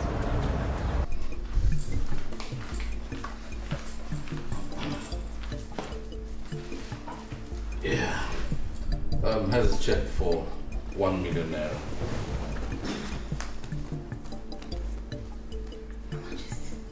You can cash it immediately if you want. But the important thing is that I want you to get down to business immediately. To dig deep into that idiot's activities. I want the whole plans out. Hey, Your Majesty, I'm always ready to work for you without money. I am surprised you're giving me money. That's all right. As long as you keep giving me valuable information, I will always enrich you. That's my promise. Well, I am happy, Your Majesty. And I see you as my king. I will continue to do everything to make you happy. Now the verdict is this. I don't want an Omoja installed in Igbo Kingdom. But if the heat becomes unbearable, then be prepared. You will be the next Omoja. Hey, Your Majesty. That's okay. Thank you very much. That's all right. Thank you.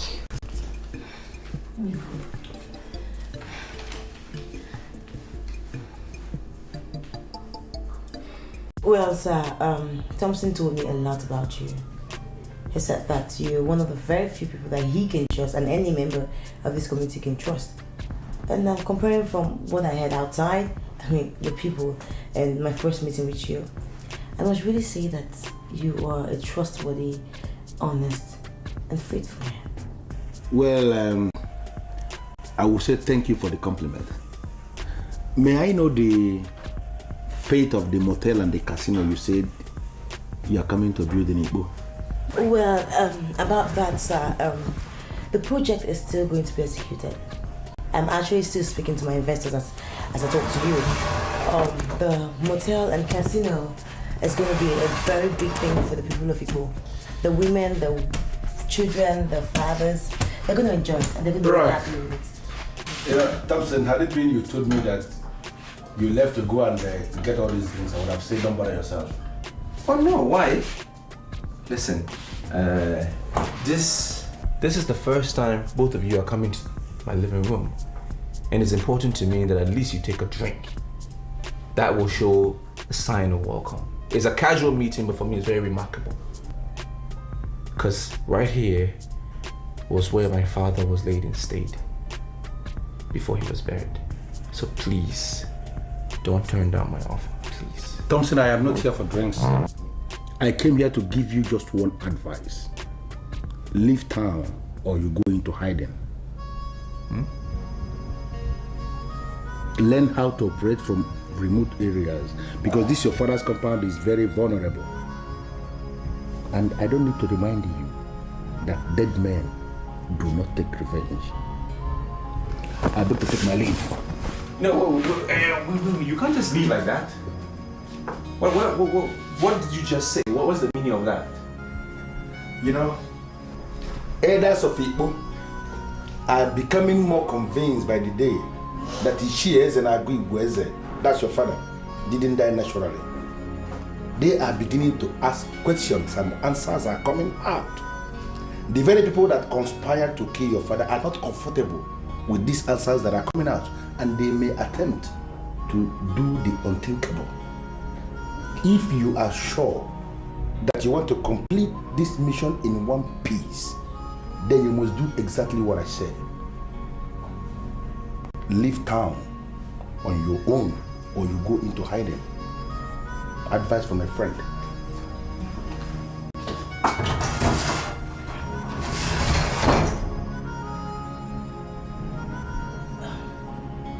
I'm sorry, but you told me a few minutes ago outside that you trust this guy so much. I mean, if what he's saying is true, why don't you just make a move, okay? I stay in the hotel. You can stay there if you want for some time until everything calms down. You want to put your life in danger, would you? Young man, had it been your grandfather was killed, your father would have avenged his death. Why are you here in Enugu, running after money, and your father's blood is there crying for justice? What? My father was killed? That's my count. If you come to Iboko, ask after Okeke Omeniru.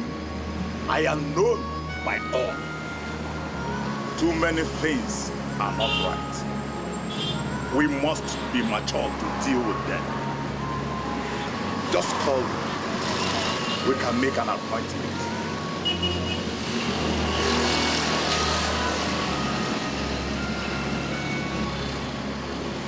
I know we need women in our lives, but if you want to avenge the death of your family, stay away from them.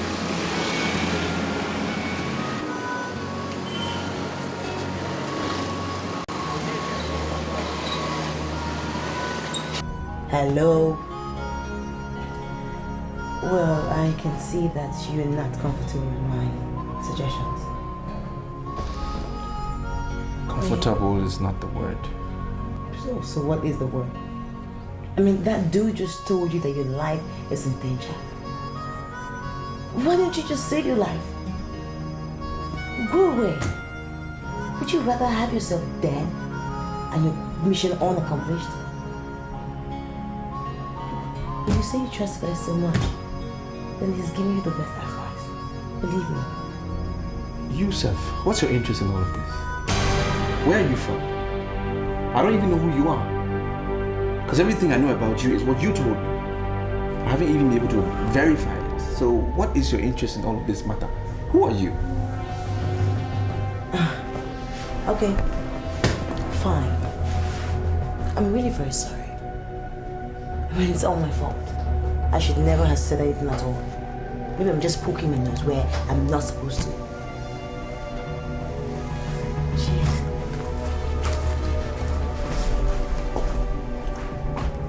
Are you not even going to try to stop me? Okay, fine. I get the message. It's so obvious she's not like me. It's the way I like you. So much for friendship.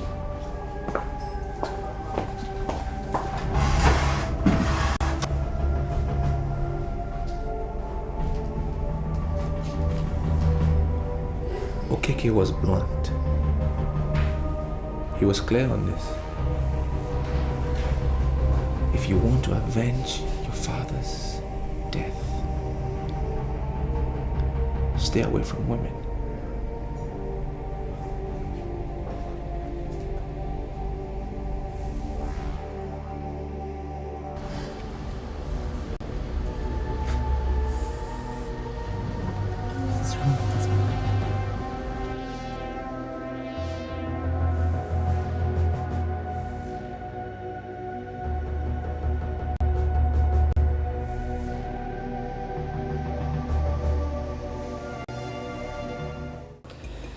I'm sorry to have disturbed you, Father, but I really need us to talk. Whatever we're going to talk about will depend on if you've agreed to do exactly what I wanted to do. Father, Omoja as a judicial entity of our land is the cultural inheritance of our people. And so? And why are you against the establishment of an Omoja? Are you speaking your mind as a person or someone sent you? Father, no one sent me, and you know no one is qualified to do so except you. I'm only making my own private inquiry as to why you're against the installment of an Omoja. By the time you learn to be violent, chances are that one day you become the king of Igbo kingdom.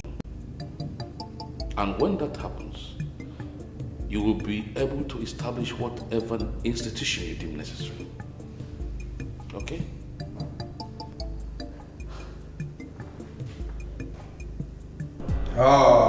Abigail,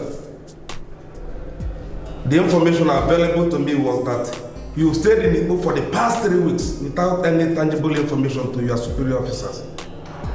I'm calling directly to find out what is happening. I'm sorry, sir, but I was thinking I was trusted to do what is right. I never said that we did not trust you. All I'm saying is that at least we need to know what is happening there. Yes, sir. I have seen the king of Igbo and he promised to give us the land to execute the contract. Has he given you any parcel of land? Sir, he actually asked me to do something for him. And if the job that I'm doing for him comes back good and successful, he was going to show me the land. But he promised that the land was going to be the best land in Igbo. Okay, may I know the nature of what he wants you to do for him?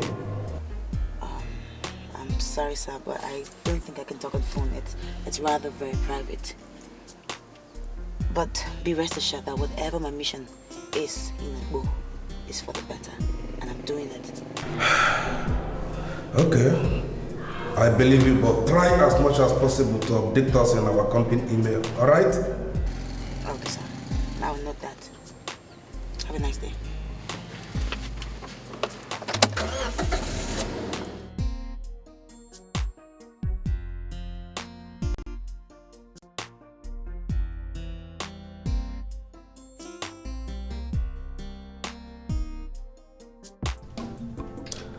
The statements made by CDNU of Abanabo are weighty. And the conclusion is that what the king presented was not Dudu Eze. Ezenago was crying, yet he was killed by the king. What I find very confusing is that you people went ahead to crown him king while his partner was shouting that he was lying. Obwefi Obako, we were sick and tired of living without a king. It may be right to say that we were very desperate. But look at it now. We are facing the consequences today. Hi. A murderer leading us as a king. Hey! Tonto Zenagon has been proved right. Look at Igbo, the great land of peace and warriors has turned to be a land of murderers. My brother, look at it. Oh God. No. I cannot tolerate this. The sanctity of our cultural heritage is being undermined, grossly masked with veil of mendacity, and we must rise up as the incumbent heads of our three major villages to put a permanent stop what might ultimately destroy our main folks and put the once flourishing Igbo to ruin. We won't tolerate that. He who wears the shoe knows where it pinches. I want to ask us a question. What do we do?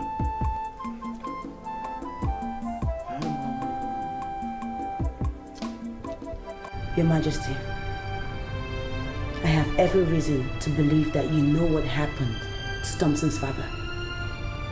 And I want to know what you know.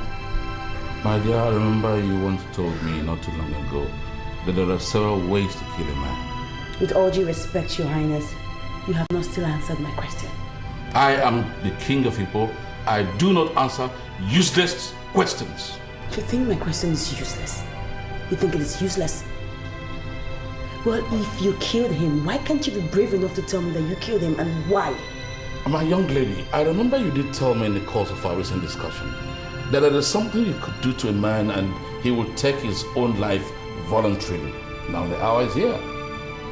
I wanted to unleash that same horror on two of my arch enemies, Ojiani, the chief priest, and Obwefi Obako, the New Zealander who has been causing confusion in these communities in Kenberg.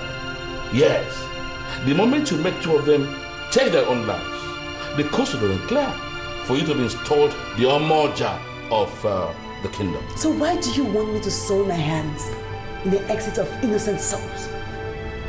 Do you see me as a possible murderer? Do you? Abigail, I know what you want. Just name your price. Tell me how much you want. I'll pay you. All that's important to me is to make sure that Ojani and Ogbuefi are both dead. Period. And I agree.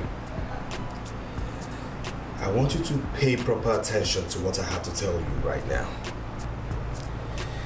Even though the people of Igbo see me as a very quiet prince, trust me, I have a temperament you don't want to experience. So I'll ask you this question only once. Why do I have this belief that you're hiding something from me? My prince, I'm here because my father appeared in my dream last night. But what is my business with what your father told you in your dream? He appeared because I'm covering iniquity. What do you mean by that? Speak! Dike was wanted in this palace. Beg your pardon. I beg your pardon? Your father told me not to tell you. But I know my father will kill me if I don't tell you. This night will be our second night in this palace. Wait. Are you saying my father, the king, is dating that strange woman? No, I didn't say that, but I don't know if they're dating or not. But this night is our second night in this palace. My God. Why is this man doing things unpopular with our people? Why?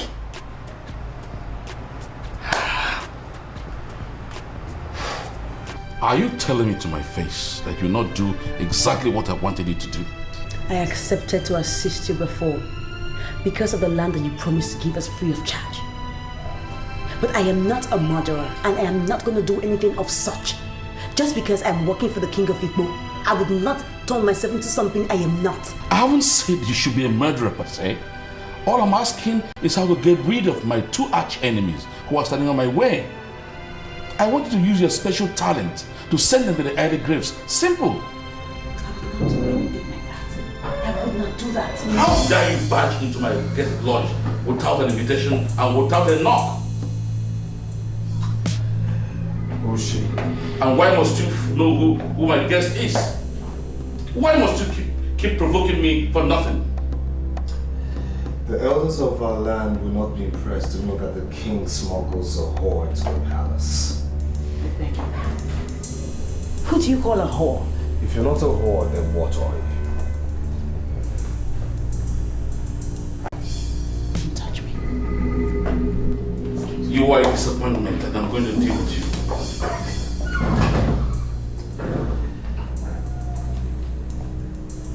It has been confirmed that you came with a fake Eze.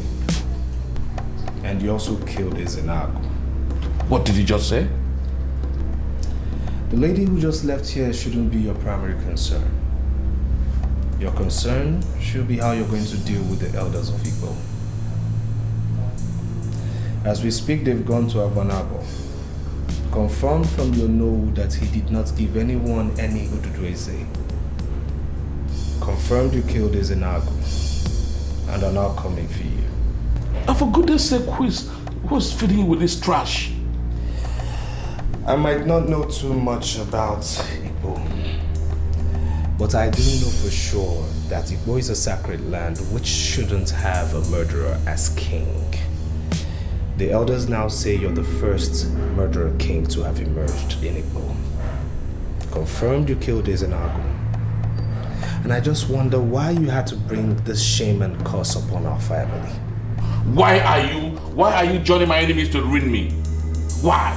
Not realizing that you have a great father in me. You really think your dad's greater father, don't you? A time will surely come. Perhaps after I had gone, you one day said, yes, I once had a great father. I'm not going to go into the details this night for obvious reasons. But you see, there are women and there are women. That lady you met in here is a lady of substance. a lady that has the heart of a lion. I would advise that as you leave this palace, maybe tomorrow, you go in search of this lady and make sure you get her for a wife. She's indeed a material for this palace. That's my message for you this night.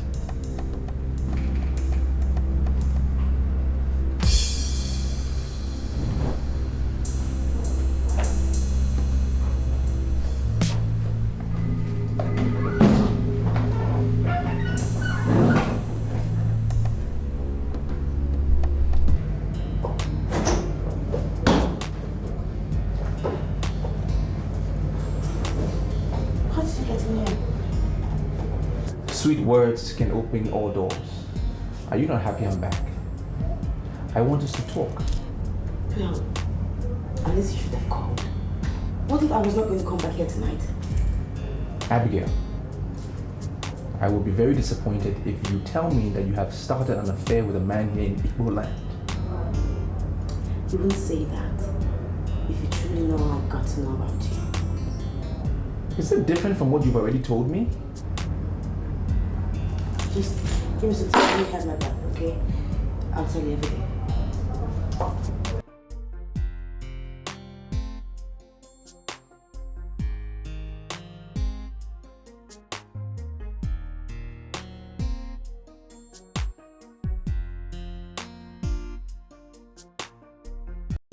I believe you have heard about the rumors that are being speculated all through this kingdom.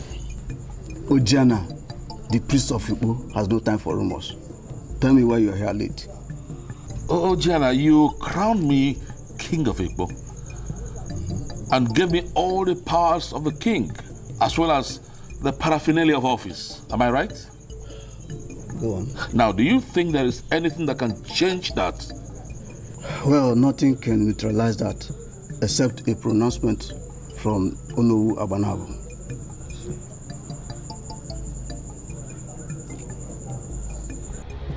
I asked you to come back after 21 market days. Why are you visiting me with the portion of death? I must be king in Igbo. Nothing will ever stop me. You deserve nothing but death.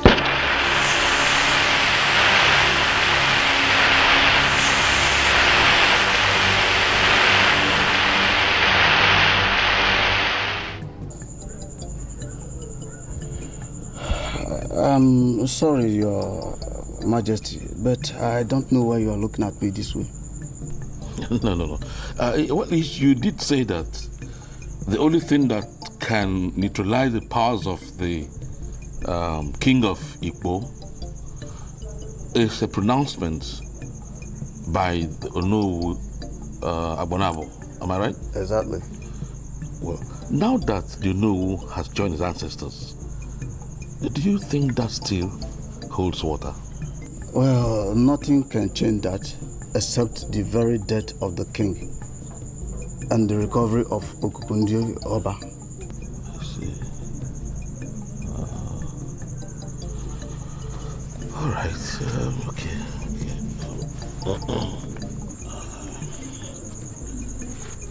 Ojani, you have been my very good friend, as it were. Can you have this? Your Majesty, what is this money for? Well, I am the king, and there's no way I will not respect you as the priest. This money is for you to take care of your own end, while I maintain my kingship and allow it neutralized by my own death. Well, I'm sorry, Your Majesty, but I'm not going to accept this money. Ojani, why are you going this far? There's no bribery. You know me, I don't bribe people. I've done it temporarily. It's for the bottom of you're my friend. It's for the good work you're doing in this kingdom. You see, Your Majesty, I am committed to the cultural protection of our land. I can always assist you to achieve your work well. I don't need any incentive to do that. Well, Ojani, I don't want to believe that you are refusing gifts that came from me from within my own heart. A gift that has no strings attached whatsoever. I don't think that would be fair. You see, anytime I personally need anything, I will come to you, not now.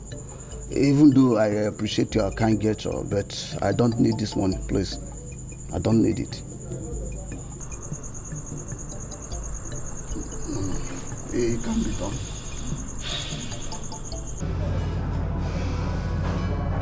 Abigail, I want to understand this once and for all. Are you saying the king sent you to be snooping on me? Yes. As a matter of fact, he told me everything I know about you. He asked me to destroy you, and in return, I will get my desired land. But when I saw you and I got closer to you, I was taken by your charms. I have this feeling from the pit of my stomach that the king knows so much about your father's death. And that singular knowledge just drew me more to you. I got so attracted to you. Look, Thompson, I have passion for the downtrodden. You have some nerves. You made him use you as a tool, and yet you sit here and talk about integrity? Look, Thompson, the king promised to make me the Omoja of Igbo land, but I bluntly refused it because of you. Look, when Thompson, as it is now, I can never do anything to hurt you. Never. Wouldn't you believe me?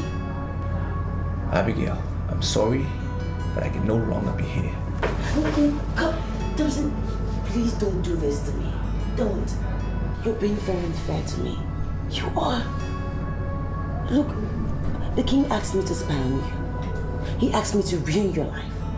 But did I do any of that? No. Thompson, I cannot harm you. I cannot. So why would you now see me as evil when I have not hurt you in the past?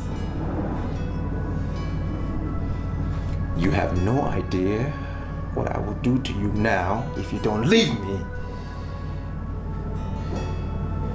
To think that I even concluded that you were the right woman for me. I did, but I'm disappointed in you. Very disappointed in you. I was wrong. I don't ever want to see you again.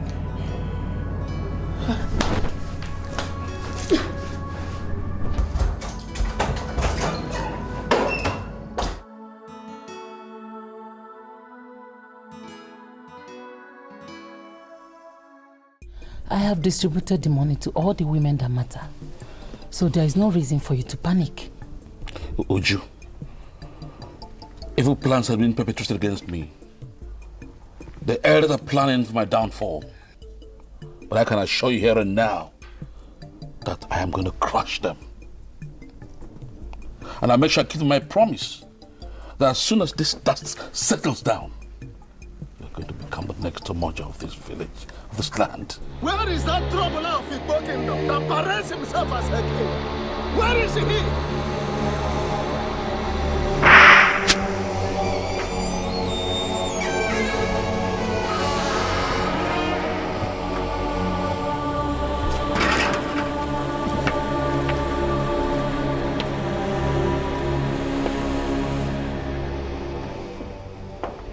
Your Majesty. Yes. The elders have arrived with the chief priest. What are they doing here? Outside the gate. The chief priest has a tender palm fruit in his mouth and is bearing a fan nebe in his hand. Why would they invade my palace with a fan nebe? Why? How dare you? How dare you? I am king of Igbo. I am the custodian of our cultural heritage. How dare you invade my palace with a fan nebe and Omonko your mouth? Ichie Ezenagu did not die a natural death. All accusing fingers are pointing at you. Therefore, you must swear on this offer to vindicate yourself. I am the king. And people come to swear on my throne. How come you're asking me to swear on Amrebe? Why don't you humble yourself before the throne? Otherwise you face my wrath. Ichiokoroko, you are not the legitimate king of Igbo kingdom. Anyway, we have come to inform you of the decision of the elders and council. So you are even standing there to talk to me about legitimacy? What do you know about legitimacy? The legitimacy of anything in Igbo kingdom must be founded upon the traditional and cultural values of our people. And one of such values is the originality of the Idueze, upon which kings, even kings of Igbo kingdom, are crowned. It has been proven that the Idueze, upon which you were crowned king, was fabricated. Hence, your kingship has been unfounded ab initio. Then you cannot continue to be king without questionable symbol of authority. I will now prove to you that I am king of Igbo. Ajano.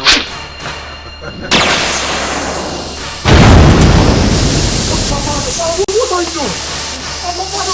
Kingdom will wage war on his people. Please, stop this, please. Stop this, stop. Father, please, stop. Father.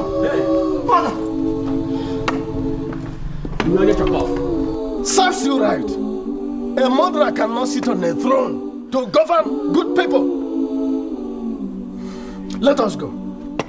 Let us go, elders.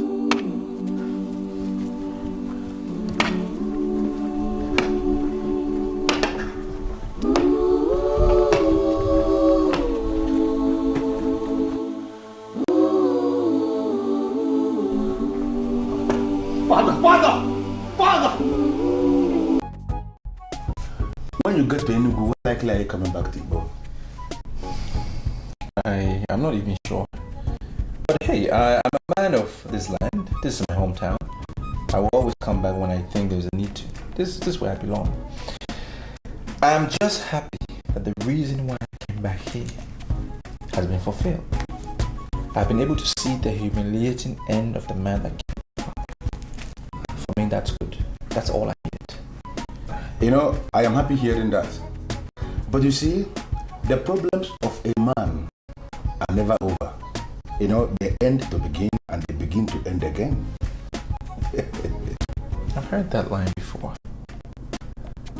I'm not sure what it means. What does it mean? Man is that animal that will continue to solve problems until he dies. You know, he will solve one today and there is another one to solve. If you can show me a man who has no single problem to solve, I will show you a man who has become a deity or something. You know, for as long as he is a man, there is always a problem to solve. I see. Well, I think I have a problem to solve then. I'll be on my way. Let me see you there.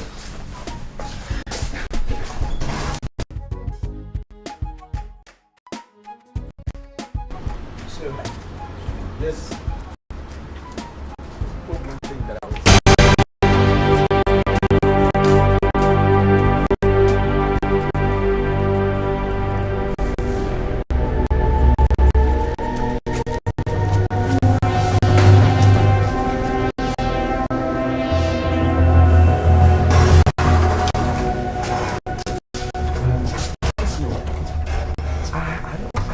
this woman. I mean, I know her, but I don't know her. You understand what I mean? So I don't know why she's questioning me. I also don't know where she hails from, but that lady outside there has just proved to be a complete woman of Igbo. No, she's not from around here. She's not. I know. But she has the passion for Igbo. And that is the reason why she is showing the art she's showing outside there. Let me tell you one thing. When a woman approaches the man of Igbo, barefoot, bearing a cup of water in hand, that woman is putting herself under oath that she has never planned any evil against that man. What that lady outside there is doing is that she's telling you that she has never planned any evil against you. She has given you her life with a promise that she can even lay down her life for you. That's what she's doing. I see. But if she's not from here, how did she learn the art? I mean, let us not go into unnecessary details. Okay? Let us not just go into unnecessary details. Okay. What we are going to, if those that taught her actually taught her well, she is not going to leave this program to her. What I'm telling you is that woman outside is the ideal woman for every Igbo man, based on what she has just done. And even your father, if she is like because he will not be happy with you in his grave if you talk her that. Okay, so what am I supposed to do with the water? Calm down. We are going to go back to her. Okay? If she does the right thing, I will begin to clap. But if you see me walking away, you have to abandon her, abandon even your car, and run for your dear life. That she said to harm me. The answer to that question is going to depend on what happens outside there. Like now? Of course, when we get there. Okay. We have to answer that question based on what she's going to do. If you see me walking away, I should okay. But if you see me clapping, it simply means you have to do your father proud by accepting that woman as your woman.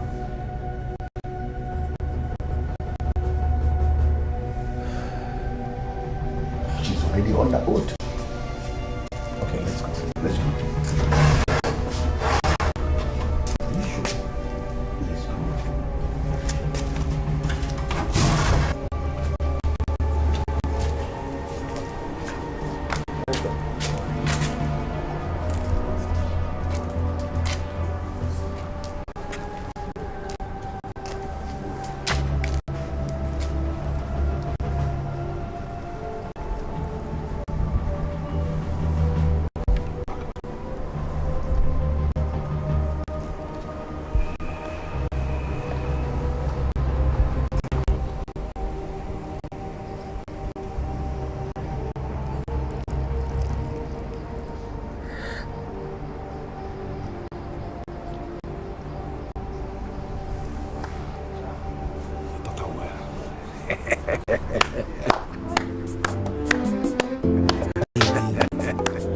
From the first day I saw you, I told myself that this is the only woman I will love, and I will always love you. I will be your shelter from the rain.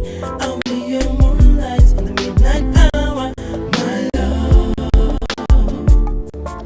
I will love you forever. I will be your shelter from the rain. I'll be your moonlight in the midnight hour, my love. I will love you forever. For a long time I've been searching, for someone to treat me like a king. I need you to love me just as I am. I will treat you like the queen that you are meant to be. I'll always love you with my own. As I have said already, this is the new Ono of Abanawa.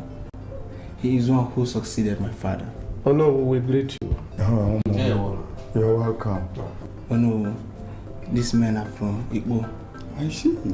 They are here to make inquiries on the way forward for their land. My son, actually, it depends on what you mean by the way forward. Because Igbo is still where it was. There has not been any opening anywhere to determine forward or backward or whichever. Understand? You know, they said King Onyeborebo of Igbo is dead. And as it stands now, they have no king. So they are here to collect the Ududeze so that they can install a new king for their land. You say the king of Igbo is dead. Yes, I know. Now, where is the Okukundioba?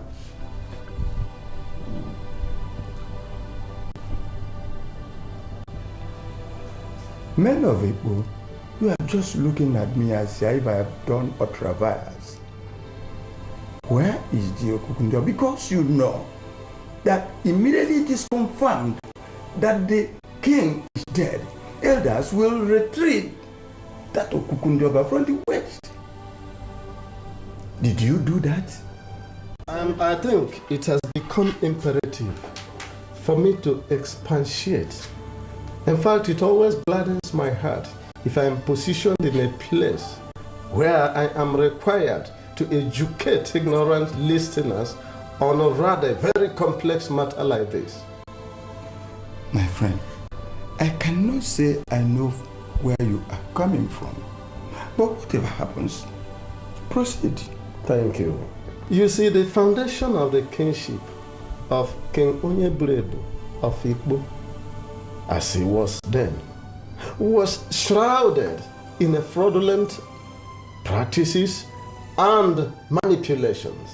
You see, your predecessor, that is Isidieno's father, did not give out Ududueze to any man in Igbo. But it is on record that late King Onyeburebu actually presented Ududueze to elders and council of Igbo. Now the question is this: if Ududueze was not given, yet somebody presented an Ududueze, it means that somewhere, somehow, somebody has succeeded in presenting a pseudo that is false Ududueze. Anyway, event has overtaken that because he is no more. And that is why we are back here in Abanabo for a valid Ududueze. I agree to Onowu. Well, Ichie, you see, Onowu Abanabo is a sacred position. Whoever is in that position does not talk much. But you people are making me to talk so much, and I am not in favor, and I am not happy about that. No, we are very sorry, but we are simply asking you to guide us. When the late king was crowned, he was given Okukundioba by Ojana, the priest of Igbo. Is that correct? It's your Balogu. Do you know who has just asked a question which you must answer? As a matter of fact, I wasn't there when you people initiated and further orchestrated the fallacy which is still haunting us till today. Answer him. You are right to know. The priest gave him Okukundioba when he was crowned, and that is a symbol of authority. I want to ask another question. Where is that Okuku? The Okuku, where is it? Where is the Okuku? He is keeping it.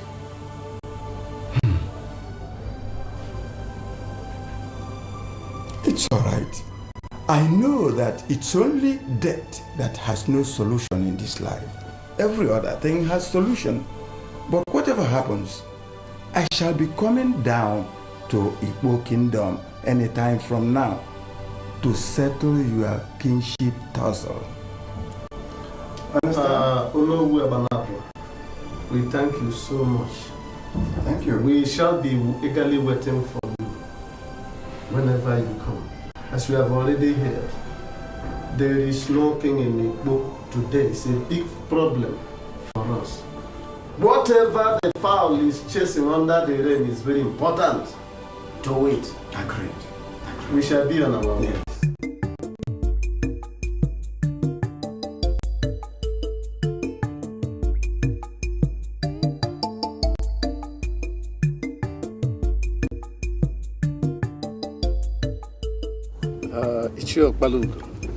I am sorry, but you must agree with me that what you did is tantamount to betrayal. Well, how could you say this type of a thing? How could you say that? This is an insult to my person. You cannot call me a betrayer, or have you forgotten that I am an Ichie in this Ugbo kingdom? You are an Ichie, I agree. But I am an Ogbuefi. Which of these two titles is greater?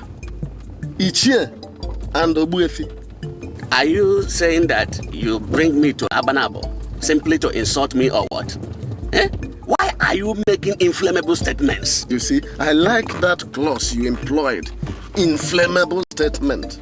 And now let me tell you, if you don't want Igbo to go up in flames, you must explain to me why you gave Okukundioba, the highest symbol of authority in Igbo, to a man who presented a fraudulent Ududueze to elders and council. Are you ever thinking that we know? Exactly. Even if other elders didn't know. You, Okbalogo, you should know because he's your brother. Ogbuefi, let me just be frank with you. I am sick and tired of this discussion. If you cannot end it now, just ask your driver to park me here. I will find my way to Igbo. Enough of this insult. Ichi Okbarugo, do you think I am as heartless as your brother? No. All this I will take you back to Igbo.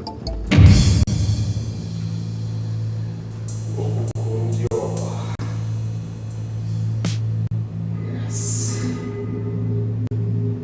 I will stick to the words of my father. I will be king, and so shall it remain. Yes. My prince, that's Okukundioba of Igbo. You're supposed to return it to Ojani. And why should I return it to Ojani? My prince, that's the highest authority and symbol of this land. You are supposed to return it to the priest.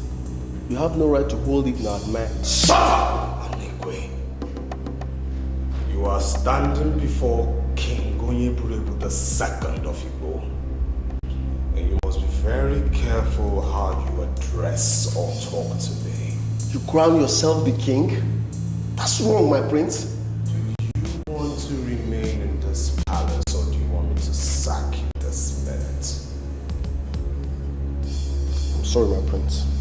I want to remain. Good. Now kneel down before me and hail me as your king, Onyeburebu II of Igbo.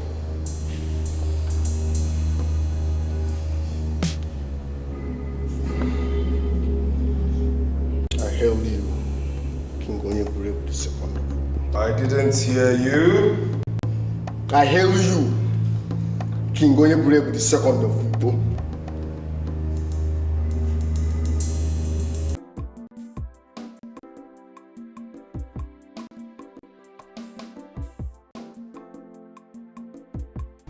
Uju, you're welcome. Please, I have cola. I am not here for cola.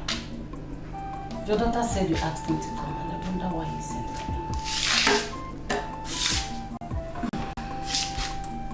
Unless you now move around the kingdom sharing money to women.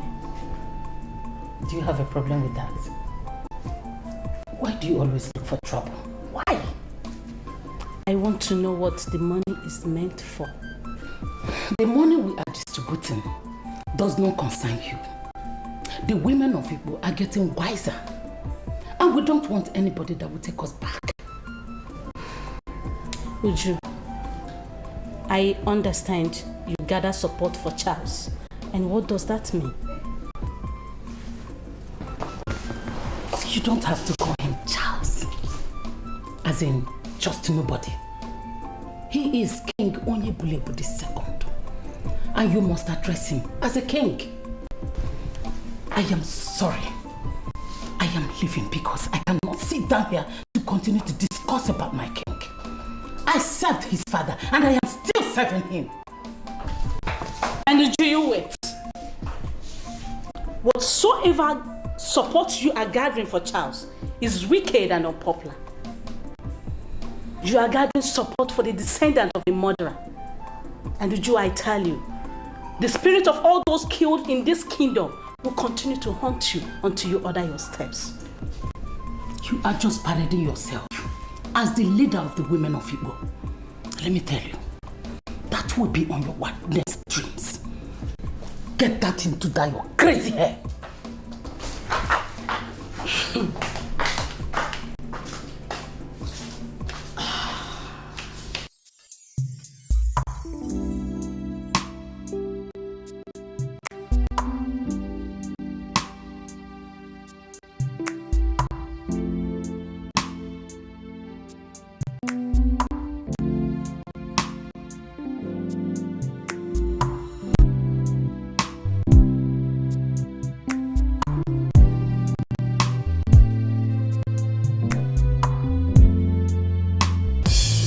Woman amongst women, very decisive and has the heart of a man. My father told me she is a palace material, and as such, would end up in this palace.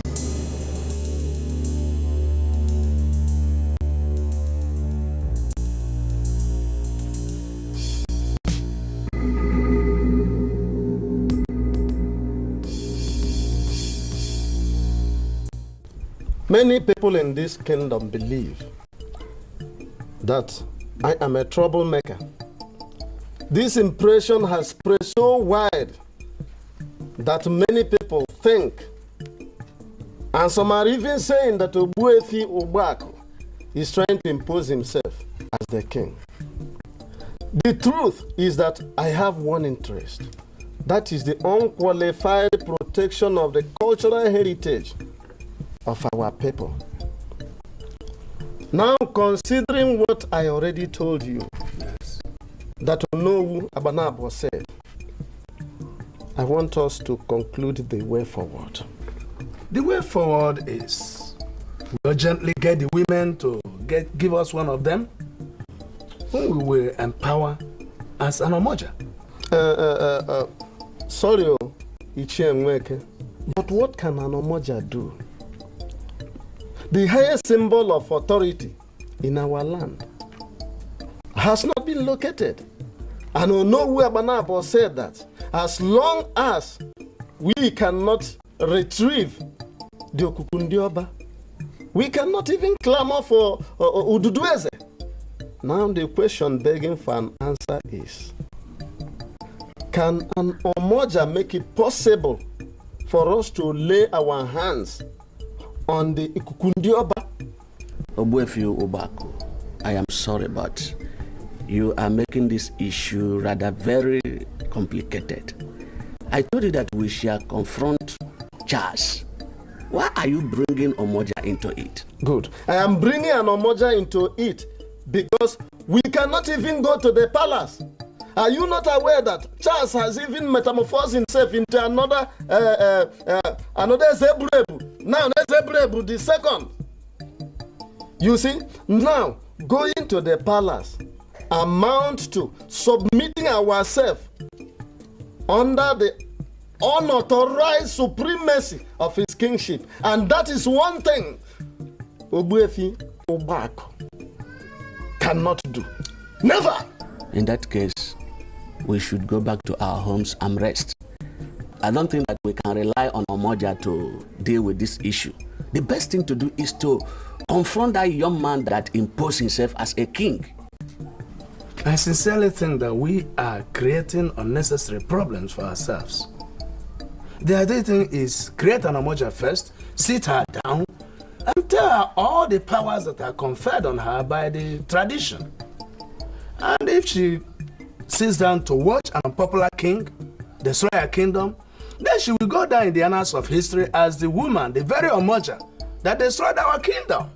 I think, based on what I have heard so far, I can understand that the elders of our land have finally settled for the option of an Omoja. Yes. But there is a problem. What problem? Uju, the wife of Nzamalu of Abata village, has been going around the whole kingdom, sharing money to our women, all in an effort to gather support for Charles, the self-acclaimed King Onyeburegwu the second of Igbo. Where do you think she gets the money from? It is obvious. It is being speculated that the money is coming from Charles himself. The reason for this is he wants to create tension in the land.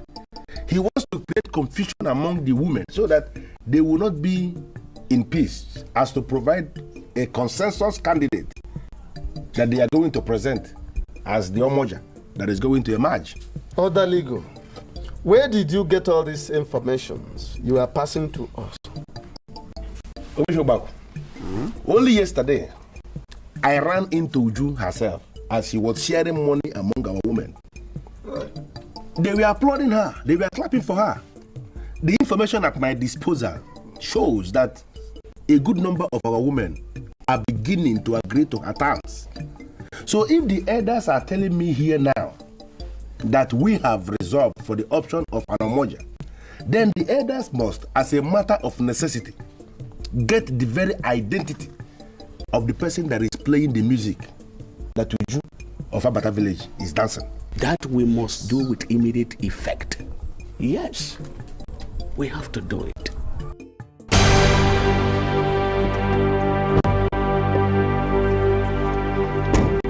What is the meaning of this, Charles?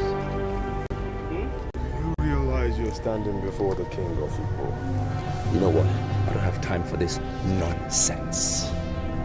You know, I'll ignore the nonsense you just said right now and move over to the next question. And what's the next question? What are you, a commoner, doing with Abigail? Abigail? Yes, Abigail. What do you want to know about Abigail? She is a palace material, and as such, she belongs to me. So I'll advise you to keep your hands off her before I recklessly and ruthlessly descend on you. Have a nice day. Stand right there, Charles! Charles is what I called you. Are you trying to provoke me? And how dare you, a commoner, address me as Charles?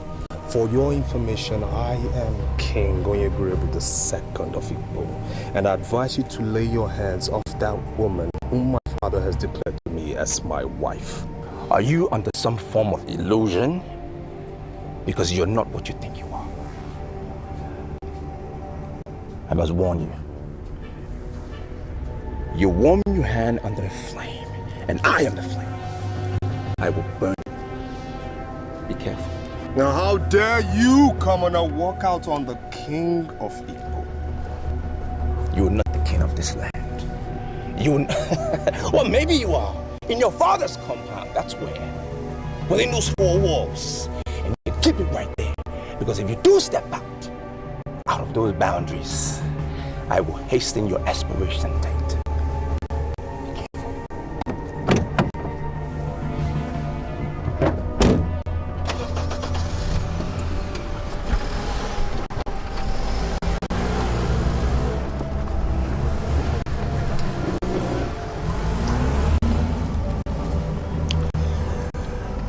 Once a commoner, always a commoner. Odaligo, I'm even angry with myself now why I didn't even slap him with the nonsense that he did on the road. But then again, I'm thinking, okay, I controlled my anger and I'm a very matured person, so it's fine. I invited you to Thompson because that's a place I want us to go. Can't you forget that idiot who is parading himself as king? He is nothing. You shouldn't be disturbing yourself with that idiot. It's not about him parading himself as king because I don't even see him as a king. For me, he's just common Charles. That's what he is. It is him having the guts to tell me to leave Abigail, my fiancée. How dare him? Let me be very sincere with you, Thompson. Do not ever leave that woman that led herself into an oath for you. She is the best woman you can ever get in this kingdom. Even anywhere. Follow her slowly and very soon you are going to discover that she is more than an angel. Wait, what are your elders doing? What are they doing about Charles? That he seized the symbol of authority. What are they doing? You see what I am saying? The elders of this land are not even discussing Charles. Why? Why are they not? Don't tell me they're afraid of him too. Have you seen what I'm saying? I expect you yourself, Thompson, to rise in defense for elders of people. If you see strangers anywhere saying that elders of people are afraid of Charles, who is Charles? No, Charles Onye. Who is Charles? So, if they are not afraid of him, why have they not taken away the symbol that he stole from his father? Why? Let me tell you something, Thompson. The elders are more concerned with the activities of Uju, the wife of Nzamo Alafabata village. You may not know her. That woman is now going around the whole kingdom, convincing women to support the unpopular king. We are suspecting that the money she is distributing was given to her by the said king. And many women are now beginning to listen to her. The reason why we have not seen an Omoja yet in this kingdom is because women are disunited over the money they are receiving. That is what is engaging the elders now, not nonsense, Charles. Can you take me to where we are going, please? That's why I say come here. I don't understand Charles, you and please, your people let's say. go.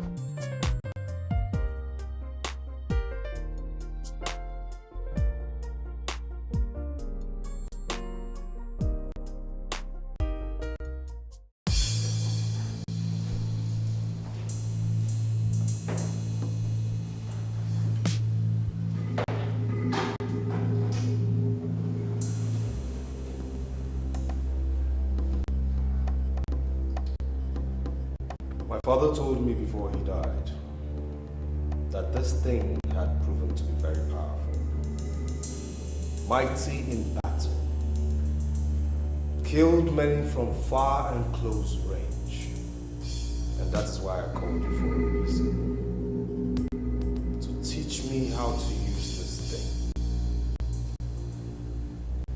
I don't want to go to people like my father did. I want to, with this thing, sit in this palace, manipulate this kingdom.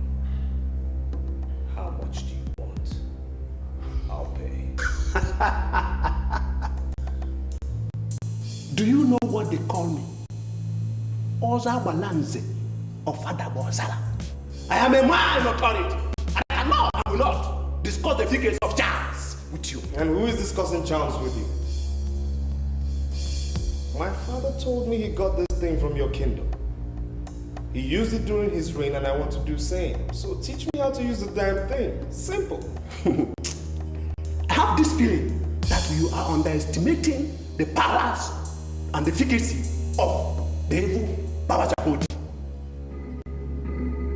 What you desire and seek to use as a link with the humiliating exit of your father. Try to set that place. Start on time and come back and partner with the elders to ensure the development of people. I command you to stand there. Where do you think you're going? Are you trying to walk out on me?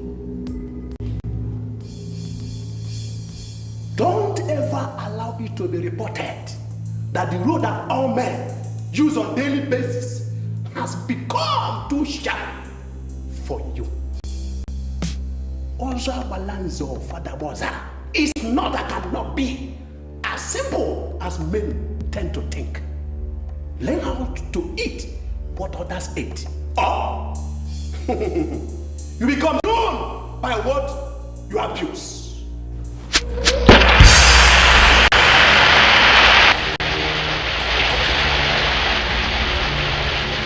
Seek the path which many regard as noble, or your bones will be decaying on the face of earth. What is this? Answer me. I'm not going to respond to nonsense. I'm not just a man. I'm more than a man. Because all evil spirits are scared of me. Do that you are told. Or face that which is mighty than your father.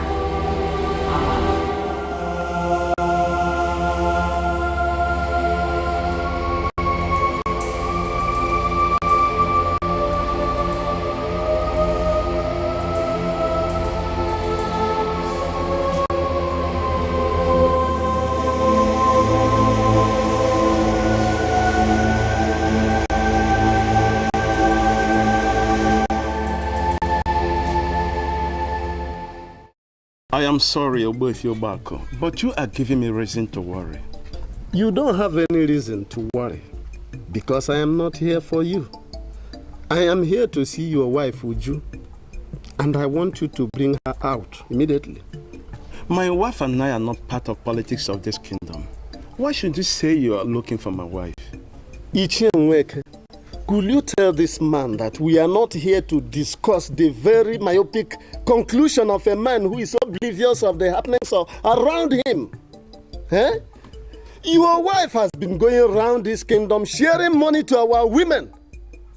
Why do you say that she's not part of the politics of this kingdom? As a matter of necessity, we want to know the reason behind that strange action. I am sorry, Ogbefio, but I'm not aware of that. That's why he said we came to see your wife. You don't know anything about this. And we did not come for you. Produce your wife for questioning. Or we leave with the conclusion or impression that you have been working with your wife to pull down this kingdom. And if we so conclude, we'll be in a very big trouble. I think you will have to come back later in the evening. Why? Why? Do you at all know the caliber of men standing here before you? How dare you open this very mouth with which you eat yam and cocoa yam to suggest we come back later? Eh? I am sorry, my wife is not at home. Where is she? She traveled yesterday to her village to see her sick mother, and I'm sure she will be back later in the day. She traveled, yeah.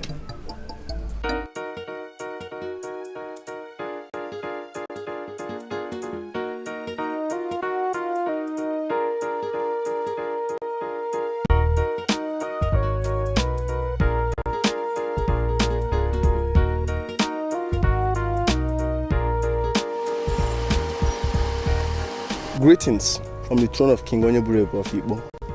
In one sentence, what do you want? The king asked me to come and call you. Who do you regard as the king? Who is this king of yours? I just mentioned his name. King Onyeburebo of Igbo II. As we speak, he's waiting for you in the throne room. Why don't you just go back and tell Charles that my husband would not be coming? Well, we are not aware that Thompson Ezenago is married. And I must tell you here and now, a man that has the kunja about football is not an ordinary man. We don't lie to such a man. Thank God I met Thompson and my message is clear. So Tom, are you coming with me or not? You heard my wife. I am not coming. Because I don't see him as the king.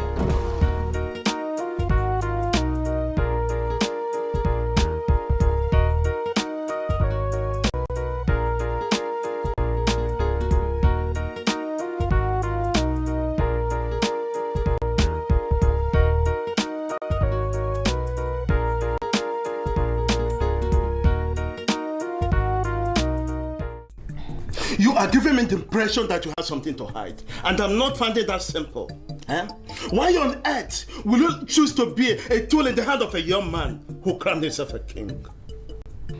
I wouldn't want you to give me the impression that my husband is not as intelligent as I always believed.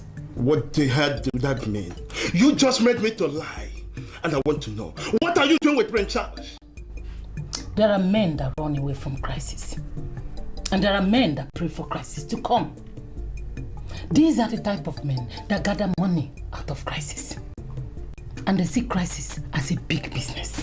Can you vouch with anything that the rubbish you are saying answers my question in any way? I am answering your questions. I am in business. And I want to bring my husband into that business. And what business is that?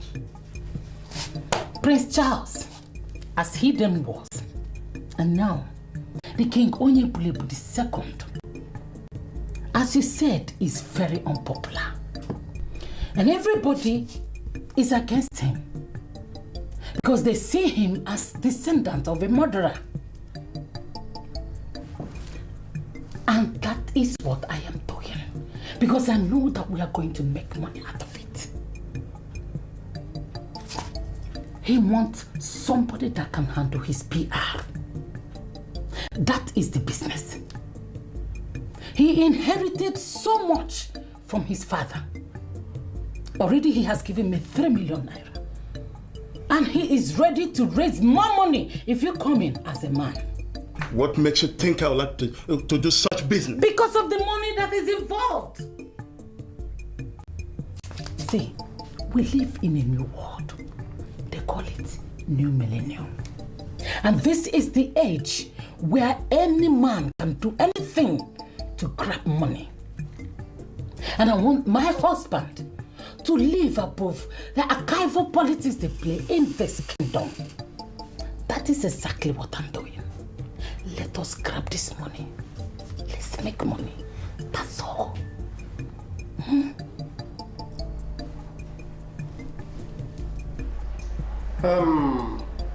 Your in-law told us that you are sick and that your daughter has come to see you. I don't know why you are looking for my daughter. But go and tell Nzamal he is the one that is sick. In fact, he will become sick until he becomes a vegetable. Well, from the way you are speaking, it's quite obvious that there is something between two of you. But we are not going into that area now.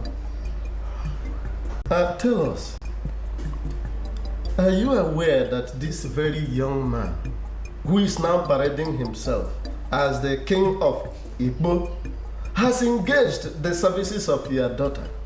And as such, your daughter has been going around the kingdom, sharing evil money to our women, all in a bid to prevent them from presenting an omoja to the elders in council.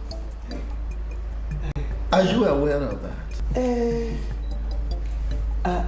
I'm aware that sharing money, but I have not seen my daughter to know where the money is coming from.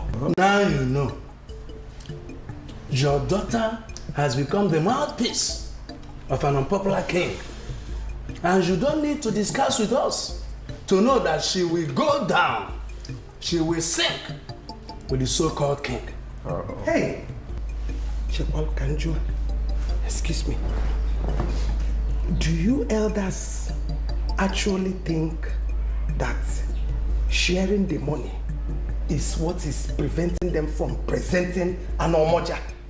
You, in your own wisdom, if you think that the shared money is not what is preventing them, then tell us why the women have not deemed it fundamentally critical to present an omoja to the elders in council.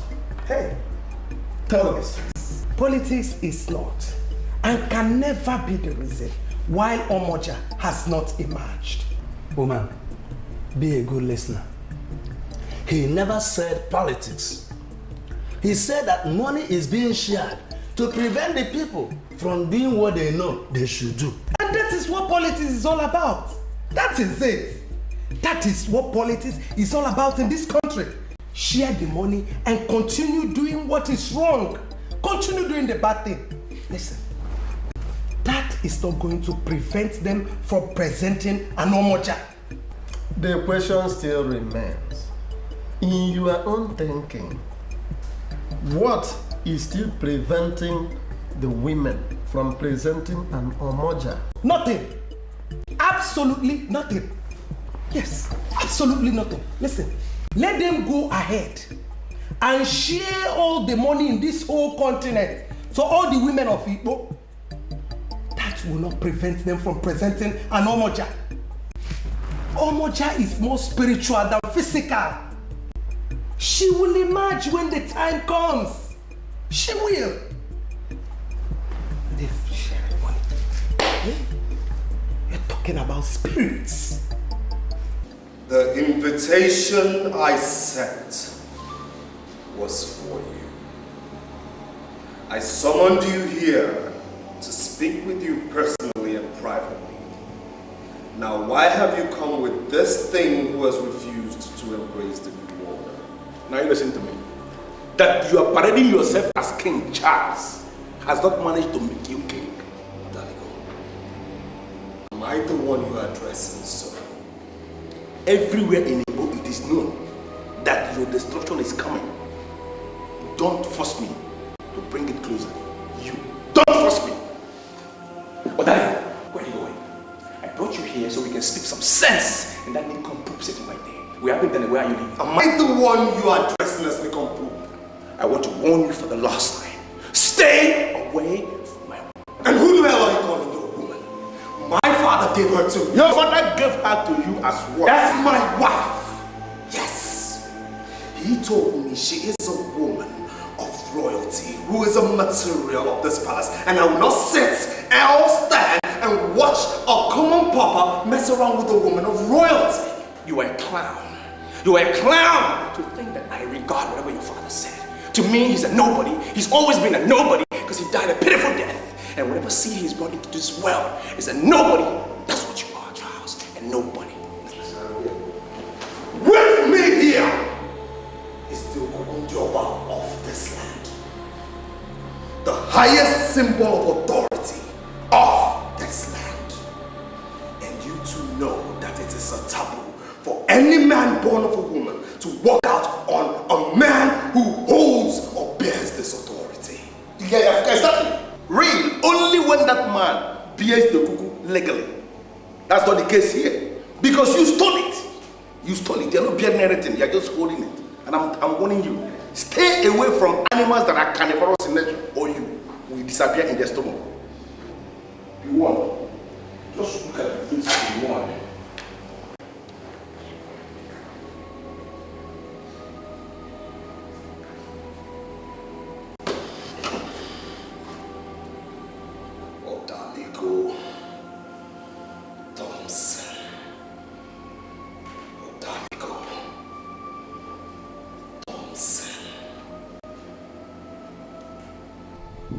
You know, Thompson, I'm not living with you. I have this small business I want to tidy up in the Dembele. I will see you when I come back. Okay, it's not a problem. But I want you to understand that there is war coming. That lady came to you barefoot, bearing a cup of water in hand. She has given you herself. She is yours, and you must have to make it to remain so.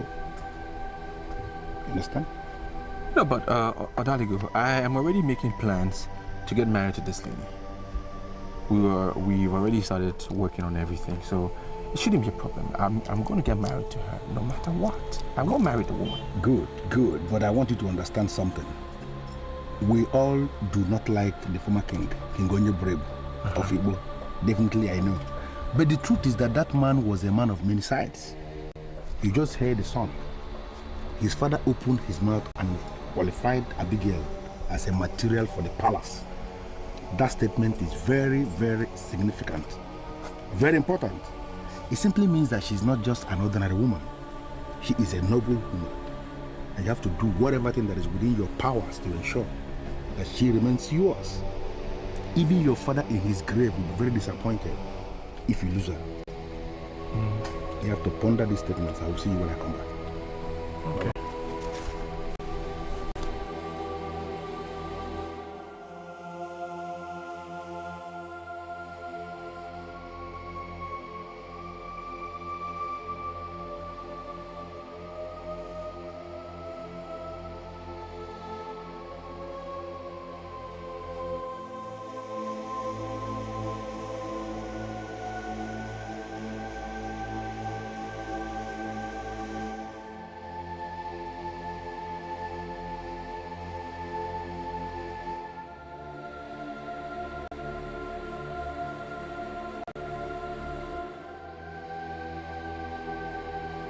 I'm aware of your initial effort to marry my wife, but it didn't work. It is not our fault.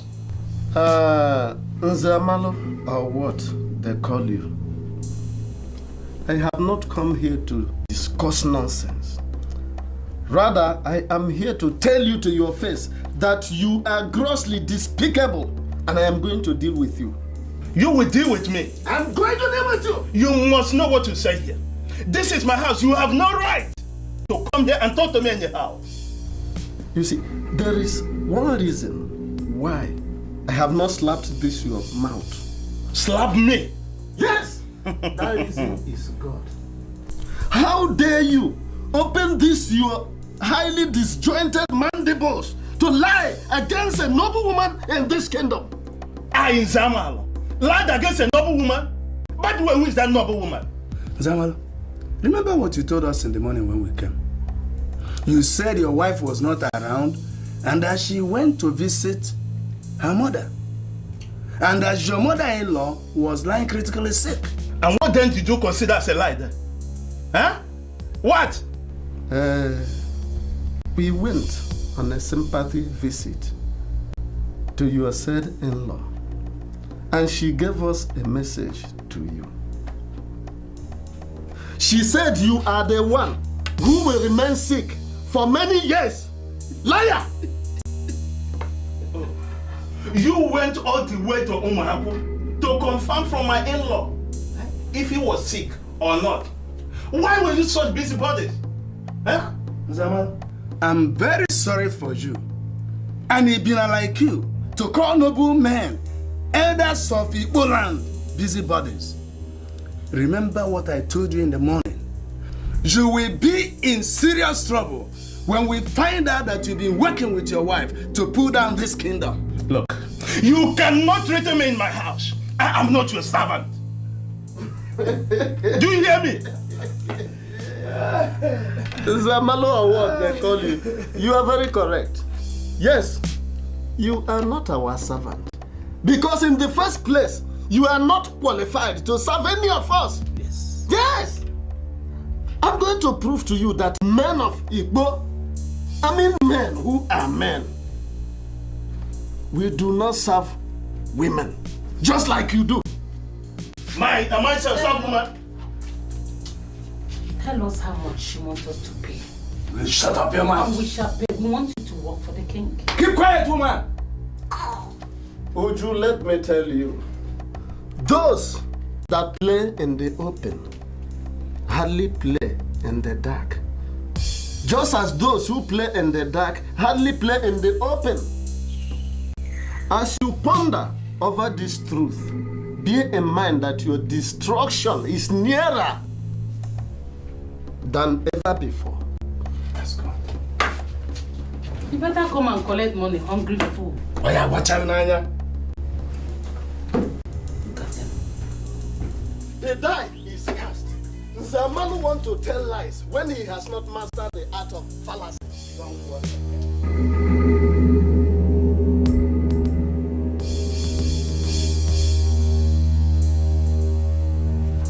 He said that both of you have been playing in the dark and that he doesn't want people to play in the open. Open your mouth and tell me, what are you people doing in the dark? I'm sorry. Are you sure you heard him well? Oh, do you mean I'm deaf or what? What are you saying? Nzamalo, why are you reading unnecessary meaning into this simple matter? There is nothing like simple matter there. Let me put it to you. When he said that both of you have been praying in the dark, you must open your mouth and tell me, what do people are doing in the dark? He did not say that. Because he can never say that. I have nothing to do with your boyfriend Wako. And that is the truth. I mean the whole truth. And if you don't believe me, you can as well believe whatever hell you believe. Fool!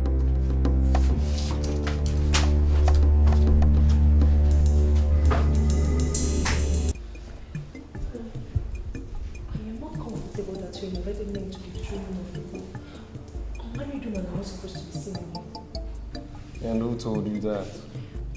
Nobody told me, but it's something that we all know. Hey, tell me, what do you want from me? Eh? Just tell me. I don't want one of these elders to see me in here, please. Please.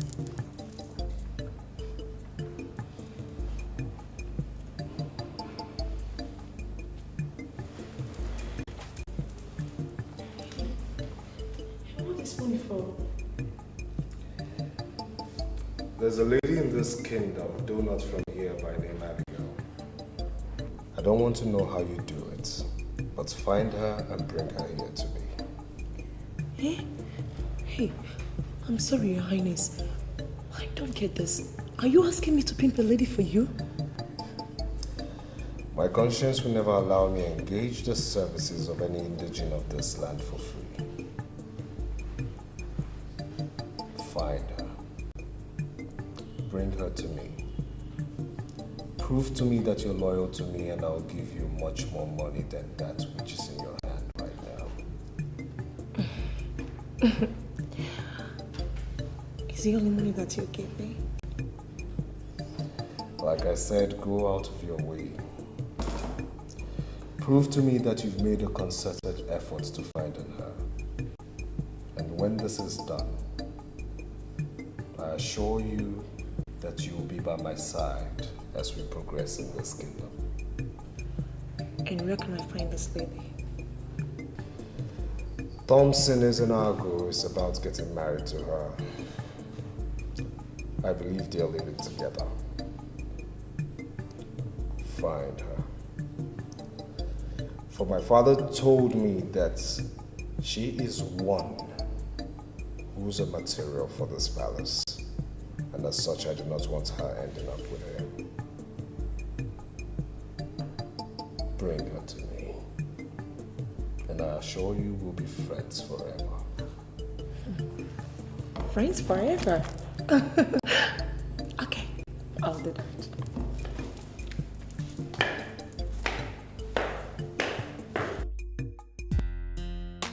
Yeah, just like that. I was in the palace that day. I was discussing with the king. Actually, I was persuading him to tell me about your father's death, what he knew. And Charles just burst in and he just called me a whore. No apologies, no remorse, just like that. So it beats me now to hear that he's calling me his property. With Abigail, I just want to ask you something. I want to be sure once and for all. Are you sure you had nothing to do with this guy? Absolutely. Come on, T.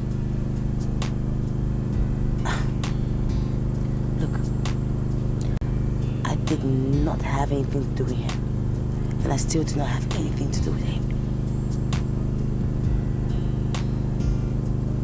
I cannot even be proud to say that I've held a 2-minute conversation with this man before. That's why I'm shocked at what he's saying. In that case, I'm going to deal with him. I'm going to deal with him so hard. Look, babes. You don't have to engage him in a squabble.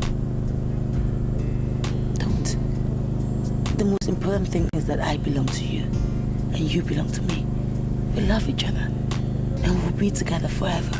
Nothing can break us up. Nothing.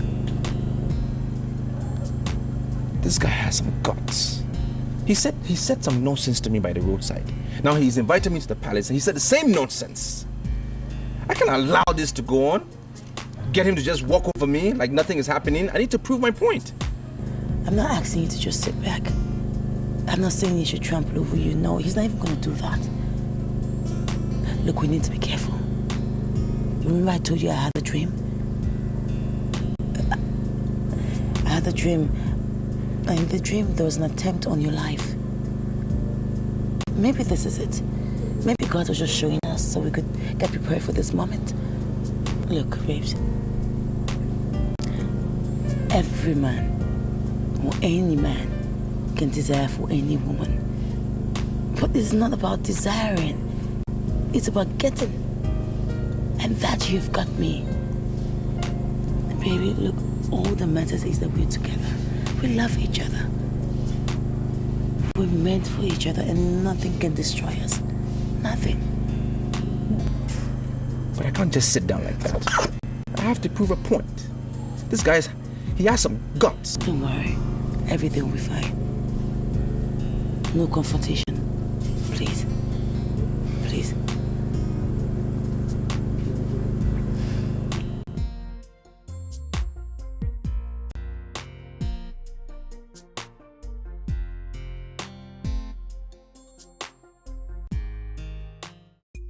Do you think King Onye Brave II is an idiot to return me and only me as the palace guard here? Huh? Anekwe, I am very sorry. I wonder why you talk to me like that. I am Okwoma, and you wouldn't say you don't know me. However, I am here to see your so-called king. Wait, you don't even believe in my king, huh? Your king.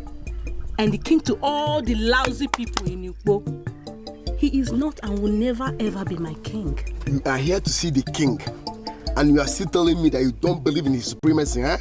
Let's see how you enter here today. You will not see the king. Maybe I should tell you the truth. Today, as a matter of certainty, I must see that impostor.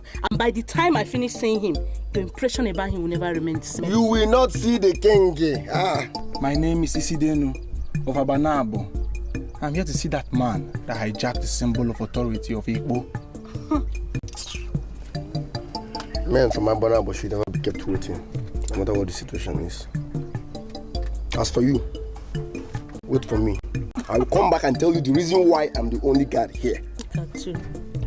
I no gate. Hey. It is glaring from your face that you are the leader. Yes, I am. Thank you. Can I give a chance?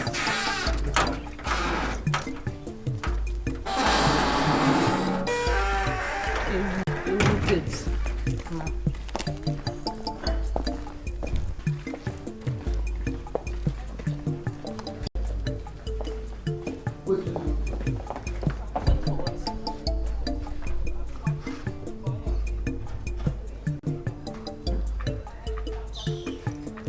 Look, Abigail, I sent you to Igbo on a delicate business. No tangible information, no feedback.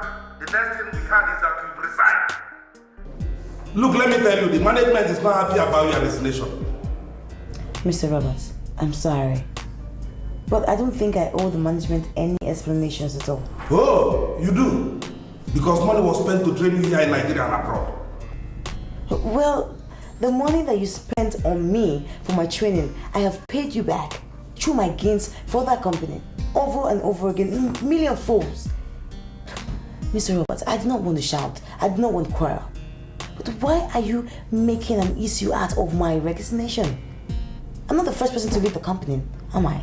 Look, Abigail, let me tell you. We don't know what you mean by returning our gains 100 times. All I know is that you shortchanged the company and we are not accepting your resignation. Do you understand me? Look, Mr. Roberts, I would appreciate it if you just come out plainly and tell me what you really want. Back to the office. Oh, no, Mr. Roberts, that is not possible.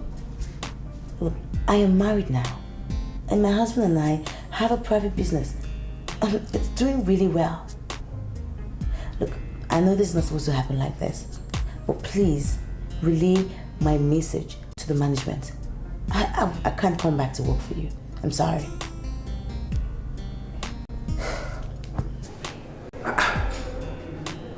This girl got phone on me? This guy, he's beginning to annoy me. Call him back. Tell him you are married. You don't want to work anymore. Is it by force? I mean, let him know he's beginning to become a troublemaker to me. And if I ever get to meet him, he will not like it. Sweetheart, it hasn't gotten to that level yet, okay? It's annoying. He's called 3 times already. It's only natural that they miss me in the office. I was one of their best. Don't worry, I'll sort it out, okay?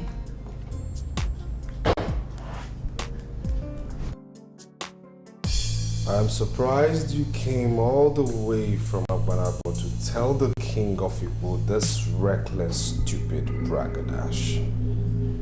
I'm telling you this to your face, that I do not recognize you as king. And all the citizens of Igbo see you as an imposter. I only came here to ask you one question. What did your father tell you about the Onowu Abanabo? You came all the way from that slum to tell me this. Do you realize this is Igbo and not Abanabo? Let me ask you this. Can there be Igbo without Abanabo? You know very well that every valid king of Igbo derives his power from the Onowu Abanabo. And you are not a valid king. You came into existence by fraud. Leave my presence this minute. I said, leave my presence. No. Listen to him. Because what he is telling you is the exact reason why I am here. Woman, you mean you also came here to tell me I got into this office through fraud? Yes. Do you want me to kill you? Huh? I'm scared. Both of you, leave my presence now. I said leave! I'm not going to be long in your presence because your presence actually is not a wonderful place to be. I came all the way from Abanabo to warn you that those who terminated the life of Ono Abanabo have murdered sleep. And those who cover murderers will not end well. You have 21 days. 21 days to confess all that your father told you about the destruction of the Ono Abanabo, my father. Or you face me. Now you stop there! You brat of Abanabo. A man that dines with the spirit cannot be a brat. The portion of death you inherited from your father, which he used for terror, was given to him by just a blind man. A blind man who has died twice and resurrected. But I assure you, he's going to die the third time. And this time, there will be no resurrection. You have just 21 days. So get out! Get out!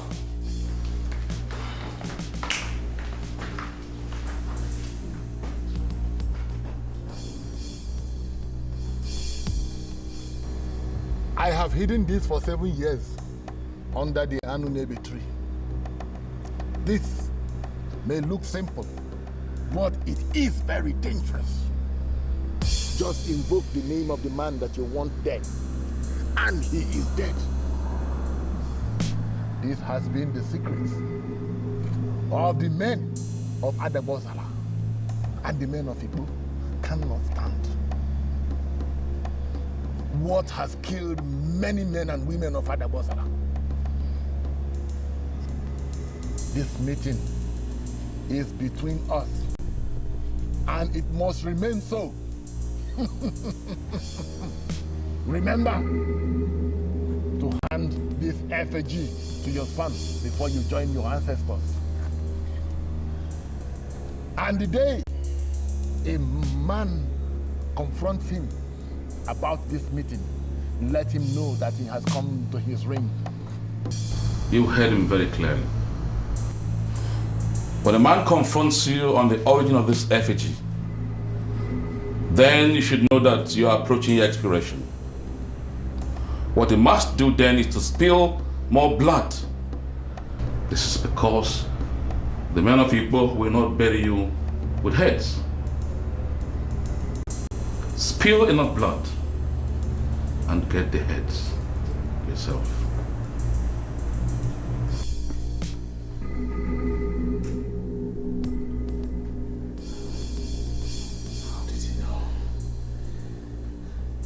How did he know of my father's visit to the blind man?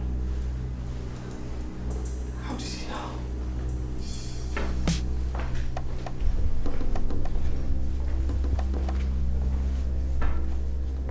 You won't ask me to sit? Whether he asks or not, who cares? How dare you? How dare you? How dare you walk into this place, sit down without my permission, and act as if I am not king? A descendant of an evil man who actually stole a symbol of authority that was ignorantly handed to his father can never assume kingship to rule over righteous men. Charlie, my son, we have come to make you tread the path of honor or be crushed. Ichiopalugo, are you part of this conspiracy? Charles, what we face here is beyond conspiracy. The visitor from Abanabo has just told us how your father procured a dead portion from the blind witch of Adabosala. Kings from Igbo do not mingle or compromise with witches. Therefore, I ask you to surrender the symbol of authority you are sitting onto, or you face the music of the elders. Are you going to believe a mere commoner and not your king? Now listen to me. Isidienu of Abanabo has told us that you have a diabolical effigy that you have kept and are sacrificing within this palace. But we know that what Isidielu reported as an effigy is the same death portion you procured from Adabozala. Now the question is this: are you going to bring it out for destruction? Or do you want us to leave you at the mercy of the gods? And I ask you, which do you want? Do you want the effigy or my symbol of authority? Both. It is a massive irony that a man who keeps Okukundioba, a symbol of peace, good governance and progress in Igbo, is also keeping an effigy which has been summed up as death portion. My son, it is a serious irony. I tell you this, you go out there and tell that brat from Abanabo that he has woken up one sleeping lion. Yeah, Charles, look at me eyeball to eyeball and answer me. Are you ready to surrender the items you are asked to release or not? Uncle Okpalogo, you must be an idiot to think I will release or submit anything to anybody. Kings remain kings till death. I am Ezuruonye the second of Igbo, and I will not be an exception. Rubbish. Charles, you have farted. You must hear the order. You must smell the order, Charles. You have farted. You have messed up. You must smell the order. Helen, I do not understand the meaning of this call, but I must remind you that I am not from Igbo. I'm only married to an Igbo woman, that's all. And that's what makes you an Igbo woman. See, I am here as a real messenger. The king is looking for you. He said that he saw you once, and you still remain the only one that he wants to see. Do you know that? And who do you call the king, if I may ask? We have only one king presently in Igbo land. He is King Onyeburebu II. He sent me to call you into his very august presence, and you cannot afford to turn it down. Helen, I'm sorry, but I do not believe in the king. I know how he emerged, and I'm simply not... Does it occur to you that you're talking about the man that has the Okukundioba of Igbo? You find it calm down. Look, forget what people say. He still remains the greatest man in Igbo presently. He can curse and he can bless. I strongly believe that you're blessed already. For him to say that you're the only one he wants means that you're destined to be on top. Do you know that every woman in this village, this community, wants to get down with this man, and you're here trying to turn the offer down? He's the only man that will take you there. Just surrender to his supremacy, then you'll be happy forever. Look, Helen, slow down, okay? I am not ready to see the king now or later.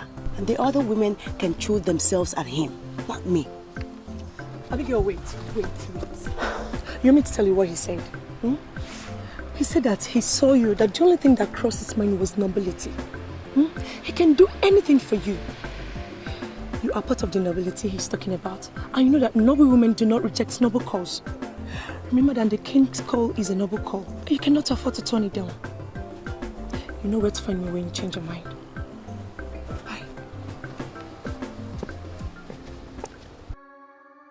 I'll give me one reason why I should hold you as a reliable guard. Your Majesty, I am reliable. And who told you so? I'm the only one that has been obedient to this throne, even when nobody believes in your powers. I keep on telling them that you are the king, Onye Brave the second of Igbo. Then why do you keep opening my gates for useless visitors? The only people I opened the gate for were the man from Abanaba and the 2 elderly men, which are now as cabinet chiefs. Speaking of that, why would you open my gate for that brat from Abanaba without confirming from me first if I wanted to receive him? Men from Igbo do not sit when men from Abanaba are standing. How does that answer my question? Men from Abanaba are superior than men from our land. They are the firstborn according to the history of our ancestors. And my father told me that no matter what the situation may be, a man of Abanaba should never be kept waiting. Where is your father? My father is dead and gone, Your Majesty. Do you know why he died? He said death called on him and he joined his ancestors. Your father was a fool, and that is why he died. With all due respect, my father was not a fool. My father was a great man. It was never recorded in the history of this land that my father was a fool. Your father was a fool because he told you that men of Igbo are inferior to the cursed men of Abanaba. So, your father was a big fool. Men of Igbo drive their excellence, authority and might from Abanaba. That you are the king today is because your father went to Abanaba and brought the Odudueze. And it's white, abominable and blasphemy for men of Igbo to speak evil against men of Abanaba. Blasphemy. It's blasphemy. Blasphemy. I will show you blasphemy. Come on, God! Huh? Your Majesty, may your days be long. What are you doing here? Your Majesty. Yes! The task you gave to my wife has been carried out. It has been successful because I was a part of it. So I came to tell you about our success and to assure you that an Omoja will never emerge in this kingdom.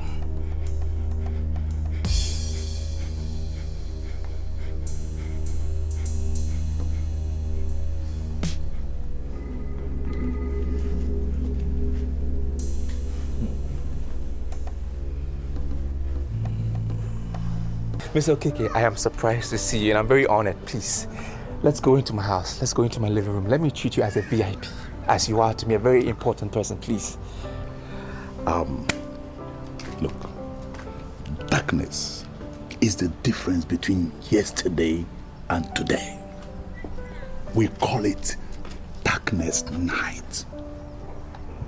If there is no darkness, it will be difficult for mortals to differentiate one day another. Look, pressures are coming from all angles. You must stand tall. Ichie Ezuruonye Igweze died as he labored to install a noble and a popular king in Igbo. Do not allow the dream to die. Mr. Okeke, please. I humble myself before you. What do you want me to do? What must I do? I told you already. And I'm telling you again. Understand the course your father was pursuing.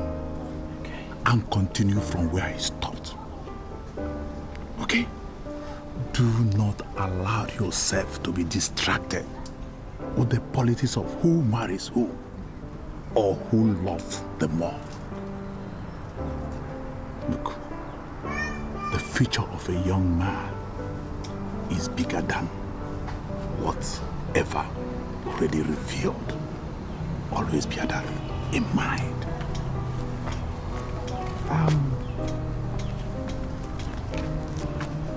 I was told you are married. Yes. I hope she's a noble woman. Abigail, Abigail. No. I will see you when I must see you. Bye.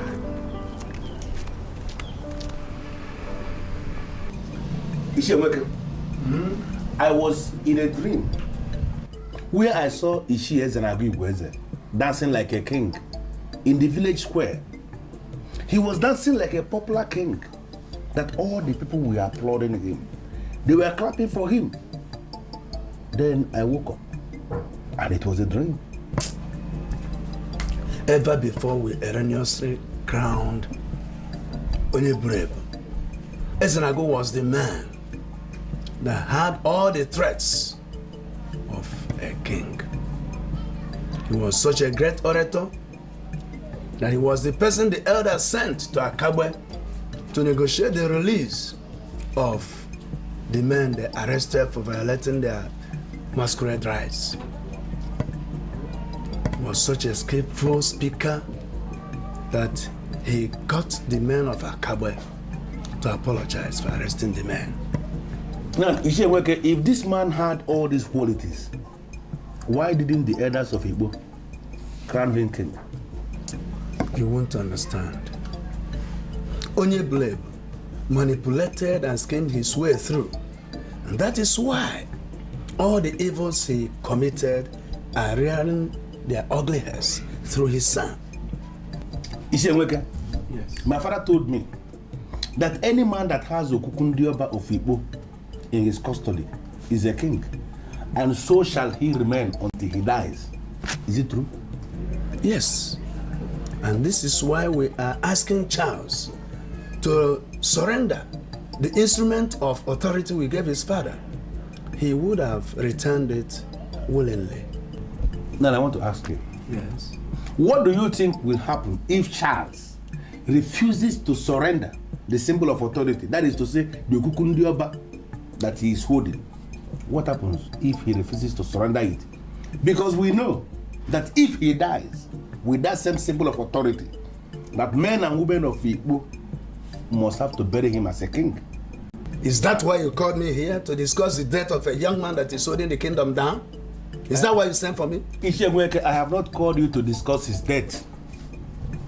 His death is near. I discussed extensively with the CDNO of Abanabo, and he told me that Charles, his days are numbered. I am asking you a very simple question. What do you think will happen if he dies and is having the Okukundioba in his custody? We have authorities that will handle that when the time comes. Let it not bother you. Sure, I went to your house and your wife told me that you are here. Is there anything the matter? Why are you looking for me? Anyway, I understand that you are the one that told the women that I am working with my daughter to ensure that Omoja didn't come up. I want to know where you got that information from. Am I not being attacked for nothing? No, you are not. You are not. Don't pretend that you don't know the reason why I'm here. That's the truth. I don't know why you're here. And look, Mamuju, I am not known in Igbo as a busybody. I wonder why you should be accusing me of passing across information to the women. Yes. Ichemweke, are you trying to tell me the women didn't know who told them something? Is that what you're saying? Eh? Or if you're not checking what? Well, Mamuju, I don't have to ask you the identity of the women that called my name. Because I know, surely, I don't have time for such rubbish. Mamuju, wait. Don't be offended. But if you are sure that you are not part of the manipulation, what have you done to Uju, your daughter, who is in the center of the storm? What have you done to her? Answer. Listen, if you must know, my daughter has a husband, a man of this Igbo. And if you elders, you men of Igbo, didn't want to deal with a man that is having secret meetings with an unpopular king, don't expect to hear anything from me. Now, Ichie, desist from gossiping with my name. Desist from gossiping with my name. Desist from gossiping with my name. I'm not going to warn you again though. This is the last one. The first and last. If you are telling me you couldn't see. Ah, I don't have anything. I've not said even a single word to anyone. I didn't have any reason anywhere. I've never had any reason to discuss this foolish woman anywhere. Why would she come here to accuse me? I'm seeing this thing from a different angle completely. Amuju has not come here to insult you. He actually came here to give us information. Everything happens for a purpose. What's purpose? Now we know, courtesy of our visit, that in Zamalo of Abata village is actually one of the problems we have in this kingdom. The idiot has been holding secret meetings with the king. In Zamalo of Abata. I ain't here, man. I ain't Zamalo here, man.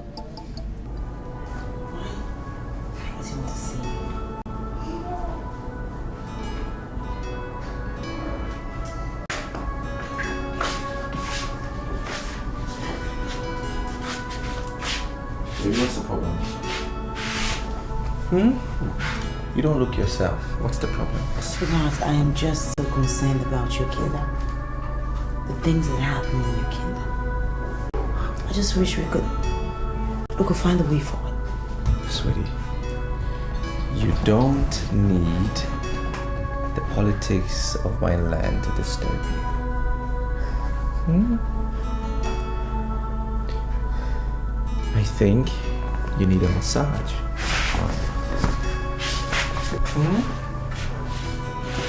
Good massage. Forget my people. Think about our love. Think about you and me, our family. Like that. I know. To be sincere with you, I never saw myself as the Omoja of people. The women are not ready to present me as their consensus candidate. Now listen, my dear. We are no longer talking of the women. I am telling you what the king has decided. You are going to be the next Omoja of Igbo, and there's no going back. Or don't you see it as a big honor to this family? But we cannot sit here and conclude that I am the next Omoja of Igbo.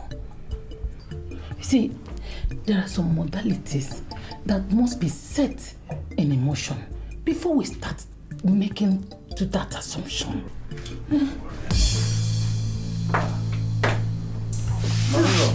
Mom, what are you doing here? What are you doing here by this time of the night? This land of Igbo has been a land of peace. And that must she remain. I am here to warn you to remove the hand of monkey from the pot of soup before it turns into a human hand. Myla, are you going? Please wait. Please wait. Please, could you explain further what you mean by hand of monkey? This land is sinking because we don't have an Omoja. A duly appointed Omoja represents justice and good government. Both of you are working for the king to destroy the efforts of women. And I'm here to warn you. Do not get the parts of women. This whole world will not save any family, not even one, that women have decided to destroy justly. Mother, you are crawling the night because you are worried. You are worried because you don't know what the king is planning. No, not what the king is planning. The king has already decided, and there is no going back. We don't have any king in Igbo. You are working for an unpopular descendant of a troublemaker. And I want you I want you to stop before it gets too late. I am going to be crowned the Omoja of Igbo tomorrow morning. Who told you that? The same very popular king you called unpopular has already decided. We are happy you are here this night. Rejoice with us. My wife, your daughter, is going to be the Omoja of Igbo and there's no going back. We don't have any king in Igbo. We don't have any king in Igbo. I want you to understand that. Sorry. I have this feeling that both of you are wallowing in ignorance. Mother, see, aren't you happy with us? I just want you to be happy for us. The king has almost searched all Igbo land. Yes. And it happens that I am the one he found worthy. The decision of an unpopular king that has not been blessed by the priest of Igbo cannot get me excited. Don't you get it? Uju, my daughter, a woman who has perverted the justice of Igbo cannot be an Omoja. She cannot. I want you to be warned. Remove the hands of monkey from the pot of soup before it transforms into a human hand. Don't say I didn't warn you.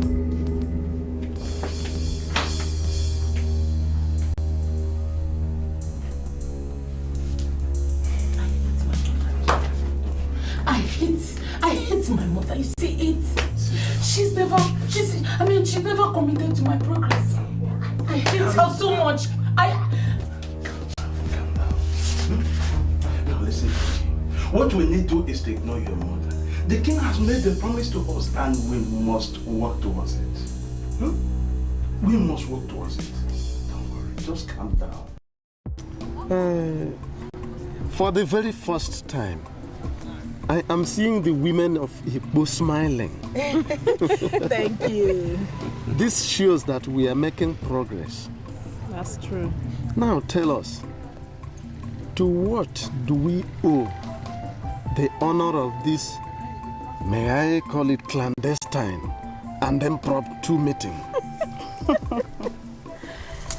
Obuefi, Obuako. The women of Igbo have finally resolved the matter once and for all. Yes. We think you can do better than this. Tell us, what exactly do you mean by finally resolving this matter once and for all? We have selected an ideal woman. That's true. For Omoja.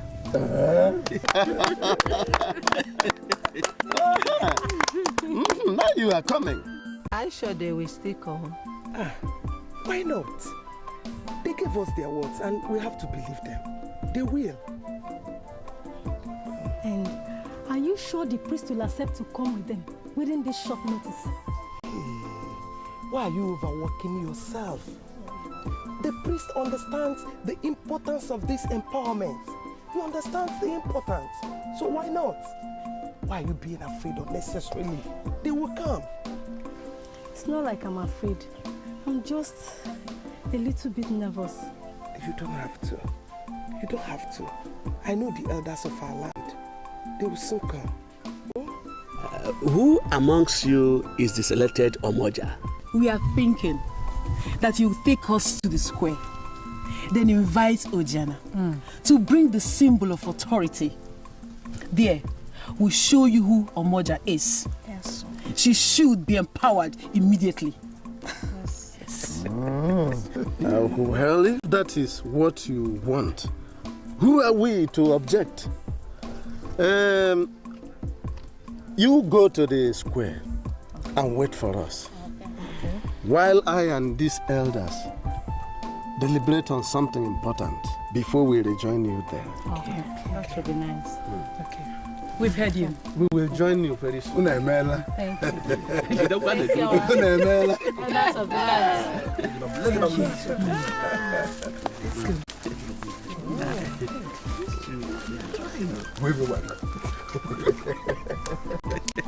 I told you people. I told you people. I told you people. You seem afraid. I am not afraid, Your Majesty. It's just that my mother warned me only last night. Does it mean you just cannot forget your mother? We're already before the king, and he's ready to empower you. Wake up from your slumber and give the king impression that you are in charge. He's going to crown you, the Omoja. And know the people of Igbo, your women will have no option than to bow before you. Make up your mind. When you become the Omoja, you shall be answerable to me. Your arm of government shall be an extension of mine. You will do everything that pleases me.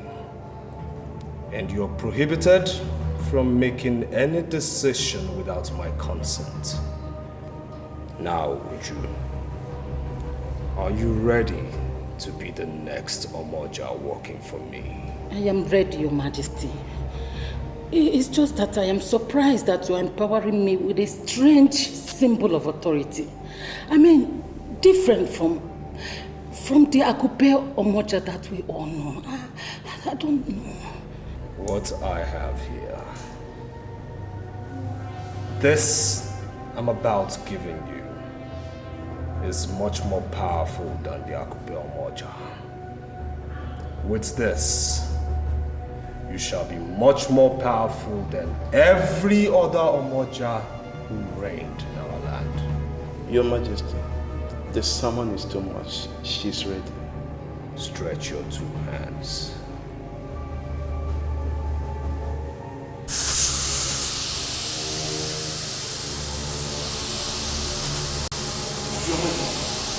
What is happening? What? Your Majesty, she's dying slowly. What's happening? No. It's getting the spirit of God.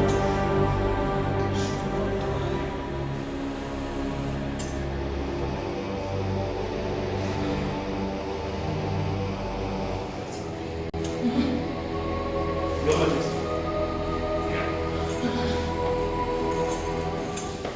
Igbo, bueno. Yeah. Bueno. Yeah. Where's bueno? Igbo gade. Today is the appointed day. We are ready. The chief priest is here with the symbol of authority. Women, let us have the person you have selected, so the chief priest can bestow on her all the paraphernalia of the office of an Omoja. Point of order, Owefibuaku. I want to let all know this, that being selected by the women is not the same thing as being qualified. Akupe Omoja is not an ordinary symbol. A woman who has perverted the cause of justice is not qualified to bear it. A woman who has cheated on her husband cannot bear it and live.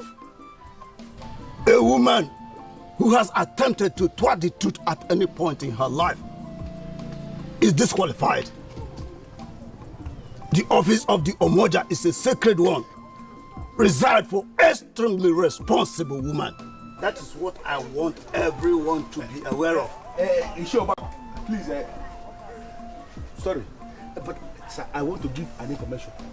I came here specifically because a man of Adabozala by the name of Abalanze. Abalanze? Yes, he's still in my house as I speak.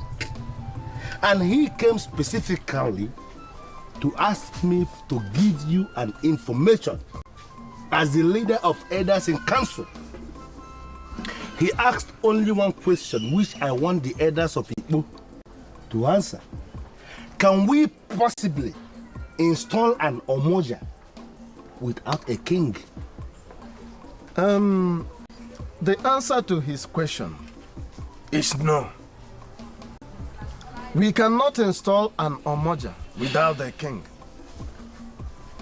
And today, there is no king in Igbo. That is the more reason why we want to install an Omoja now. The late King Onyeburebu manipulated his way to the kingship. And his son, Charles, who is supposed to have returned the Okukundi Oba, refused to do so, even till now. So we have left everything in the hands of God while we wait for I am sorry, Ishi Obako.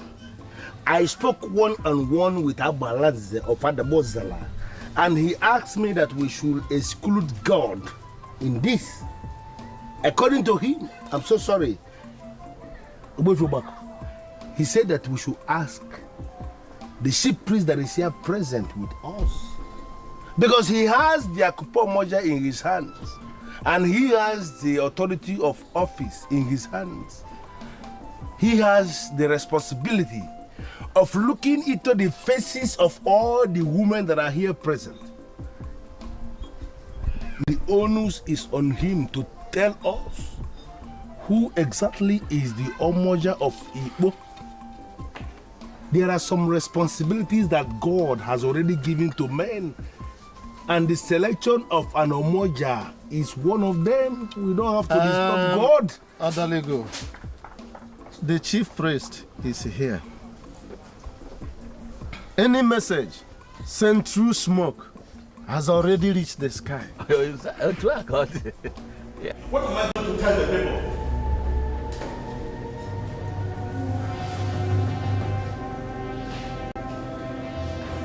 Well, I'm sorry, Zamalu. But are you not concerned about the abomination that just occurred right now? What abomination? Your Majesty, you killed my wife. What abomination are you talking about? A king must not set his eyes on a corpse. A corpse must not be carried into those hallowed chambers. And now a corpse is lying before the throne and the king is setting his eyes on it. And you tell me you're not concerned? I don't care about all the rubbish you are talking about. You must figure out something to do to make sure that this thing is something is done. Otherwise, I'll be forced to set this palace ablaze. You dare threaten me? You dare threaten the king of this land? Onyeburebu the second of Igbo does not ring a bell into your common skull?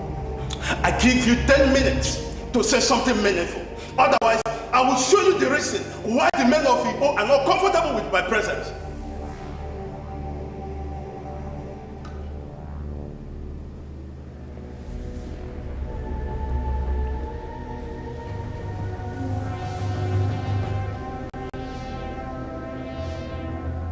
So, chief priest, you have heard him. Over to you.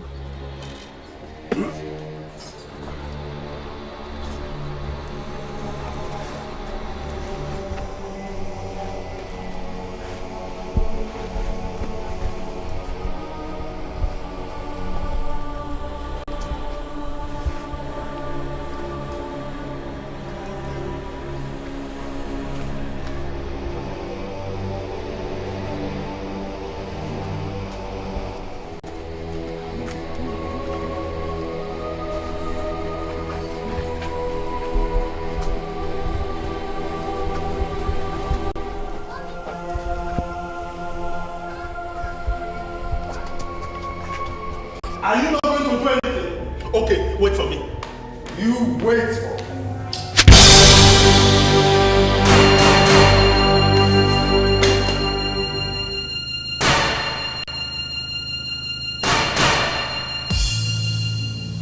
I rule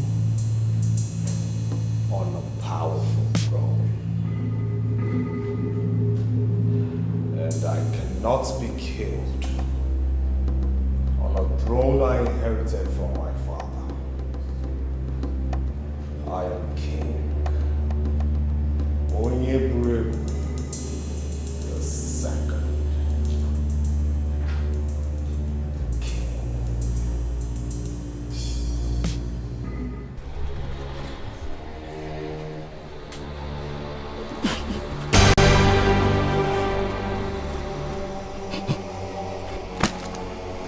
One. Hold it, sir. Hold it. Come here.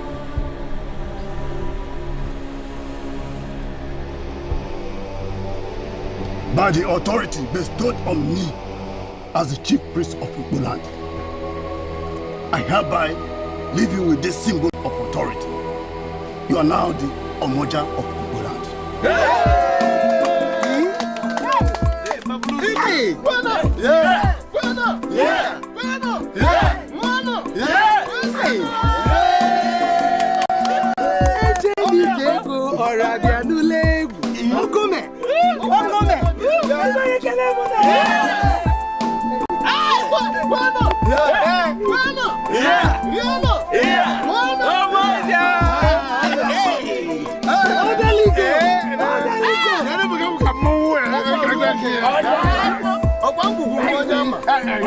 She has finally come back to Igbo land.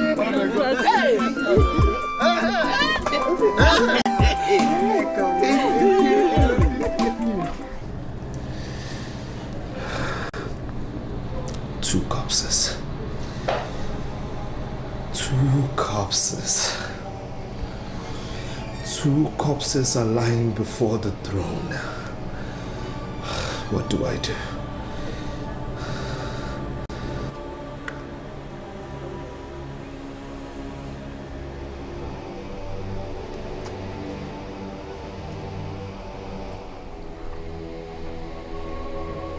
I want to presume you're new here, that's why you're looking at me like that. I'm new here as a guard, but that does not mean I did not know Thompson Ezenagu of Igbo. Oh, good, good. So where is your kin? Does he know you're coming here today? It doesn't matter. Where is he? Do you regard him as a kin? This guy? Sincerely, I don't. I resumed duty this morning and no one has even briefed me of what my duties are. I'm sorry for you. Well, where is he? We are a popular man of Igbo. You're qualified to wait for the king before the throne. I'll take you to the throne then. I'll brief him that you're waiting. Do you have any problem with that? Yeah, fine. Which way? No, I'm behind you.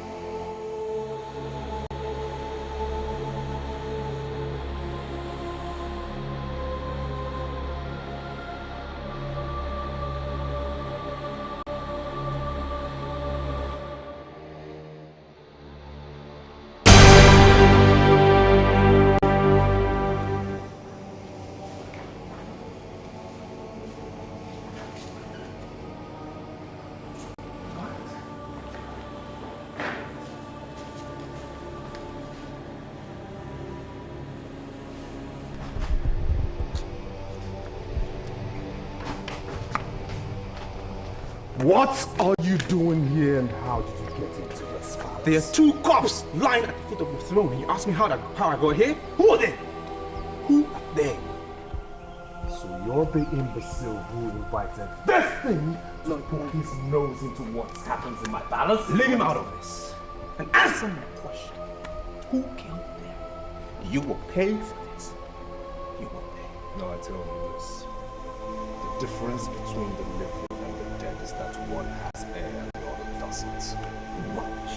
I tell you, get out of my face this minute, or else I'll show you the mystery of air.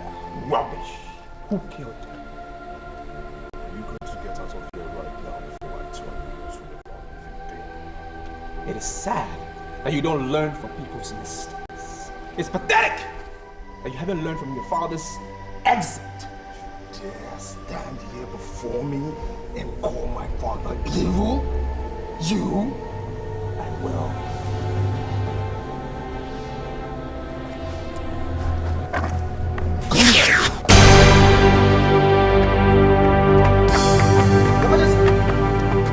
Are you under the illusion that you, a commoner, will live here alive? Your Majesty, it's a taboo for a king to kill someone in Igbo. How dare you talk to me? I'm sorry, Your Majesty. Who are you to talk? I'm sorry, Your Majesty.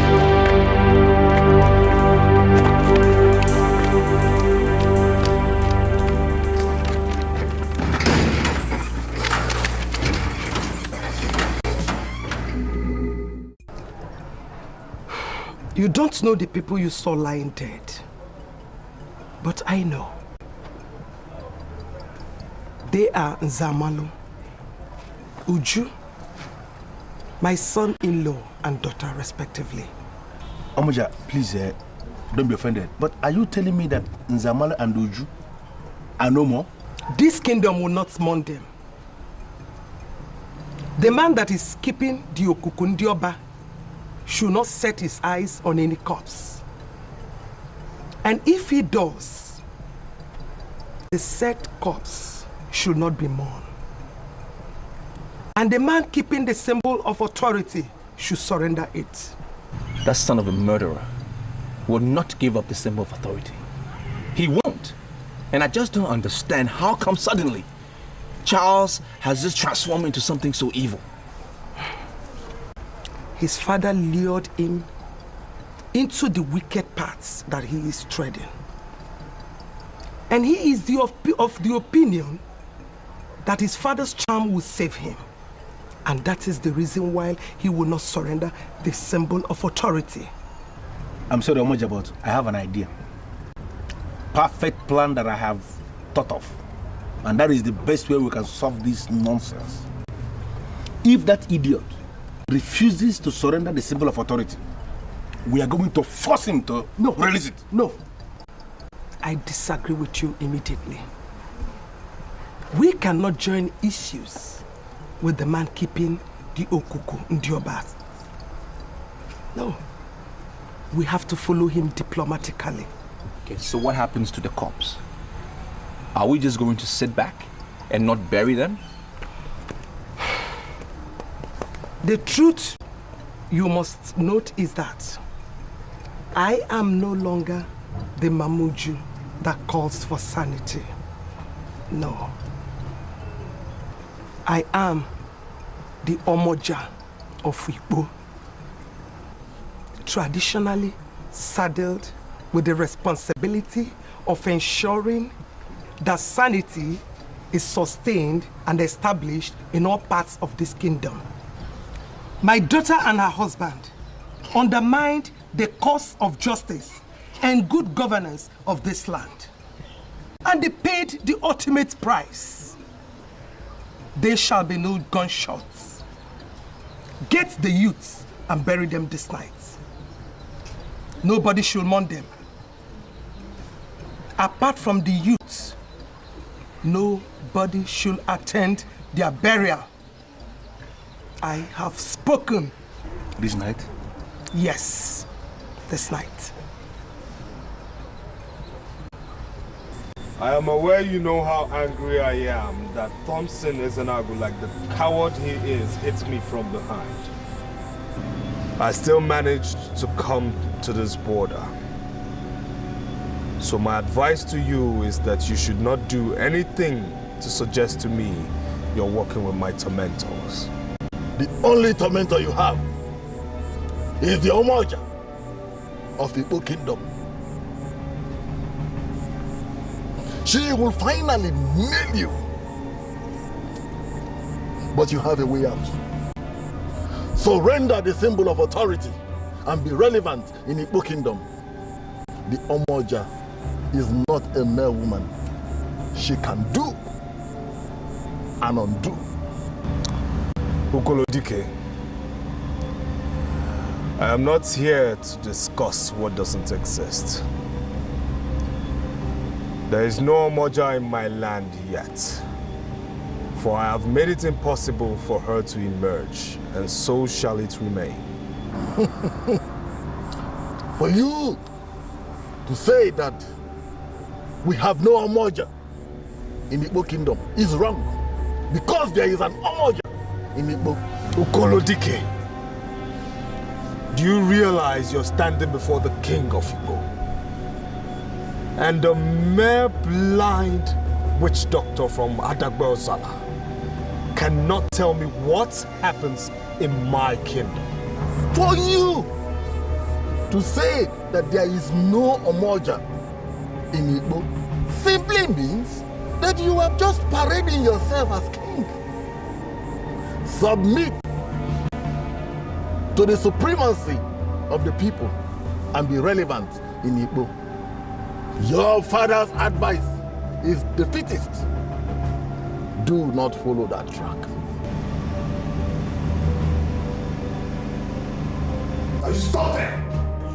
Rats of Amana. A man that dines with the spirit cannot be a brat.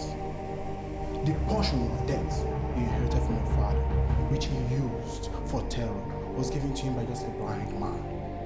A blind man who has died twice and resurrected. But I assure you, he's going to die the third time.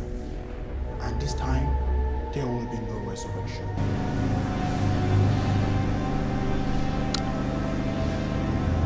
They say you died twice and resurrected twice.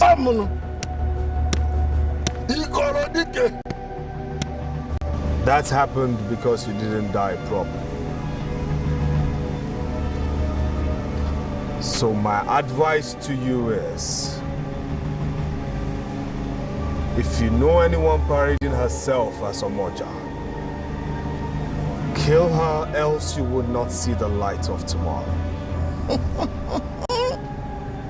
A man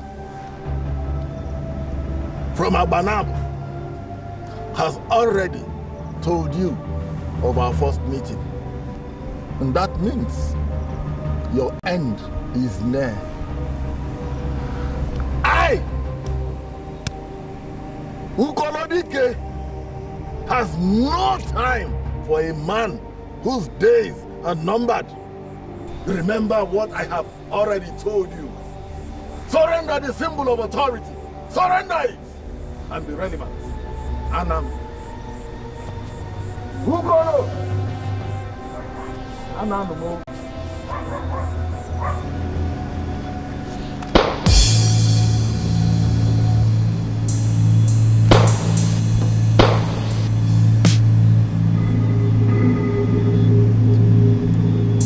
There won't be a third resurrection.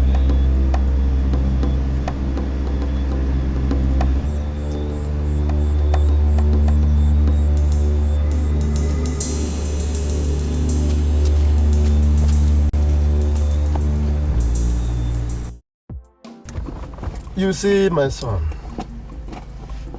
the example you showed yesterday has proved to everybody that you are a true son of Igbo kingdom. Some men who have started to beg and who have been destroyed. Yet you confronted a man that was pointing the portion of death at you, and yet you come out of the palace in one piece. That is the zenith of bravery, and that is one I cannot forget in a hurry. You know, and he even told me to my face, point blank, that I wasn't going to leave the palace alive. And I'm so happy the guard was there. I salute that guard so much for putting up such bravery. Told the king to his face that you cannot, as king of Igbo, kill somebody. It was amazing. He will soon meet his Waterloo. He is the pinnacle of all the problems we have in this kingdom. In fact, he will soon have reason to cry. Very soon. Well, his father once promised to make me the Omoja of Igbo land. Well, I can remember vividly that I told him I was not a native of this place. Well, he insisted I was not a problem. And I was so surprised. And now I'm even more surprised and shocked that Charles, who was so meek, quiet and gentle, has now stepped into his father's evil shoes. To be sincere with you, my children, I'm not comfortable that we are here discussing a family that has no integrity. A family obsessed with the throne, that they are ever ready to kill other men in order to remain on the throne. I'm not comfortable. We are here discussing a family that the kingdom has deserted. A family that the Omoja has cursed. A family that is up against the gods. Please, my son, let us discuss some other thing, something progressive. I totally agree with you. Sincerely, yes, I do. So, what is that progressive thing that we should discuss? Thank you very much. The Onowu of Abanabo will soon visit Igbo Kingdom. He's coming specifically to hand the Dudueze to the man that will lead Igbo to the place they are supposed to be. Once that Ududueze is handed over to a man of Igbo, the people of Igbo will have the traditional right to force Charles to relinquish that symbol of authority that he has been holding. What do you want us to plan? Well, maybe Ugwefe is interested in becoming king and is indirectly seeking for our support. Well, Uncle, if that's the case, be rest assured that you have 100% support. I'm very happy that our daughter already understands the politics of the kingdom. The truth is that I'm not desirous. I am not campaigning for the kingship. Rather, what I have found out is that among the representatives of the tripod villages that represent Igbo kingdom, I am the only one that many of them, if not all, see as the king.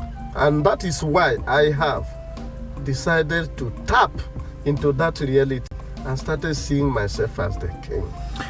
You know, sincerely, I am one of those people that see you as the next natural king. Because, I mean, I see you like a father. That is why every time I want to speak to an elder, I rather come to you. And I can tell you, like my wife said, we support you, and I will do everything I can to make sure that your dream come true, that you are the next king. I can promise you that. There is only one thing I want to tell you. That is, thank you. You're welcome, sir. I still remember what I've already promised. And that act of standing against the man that was pointing that portion at you is one I cannot forget in a hurry. So thank you very much. You're welcome, sir. I will leave you people here. Okay, sir. But all in life, not in death. Okay, sir.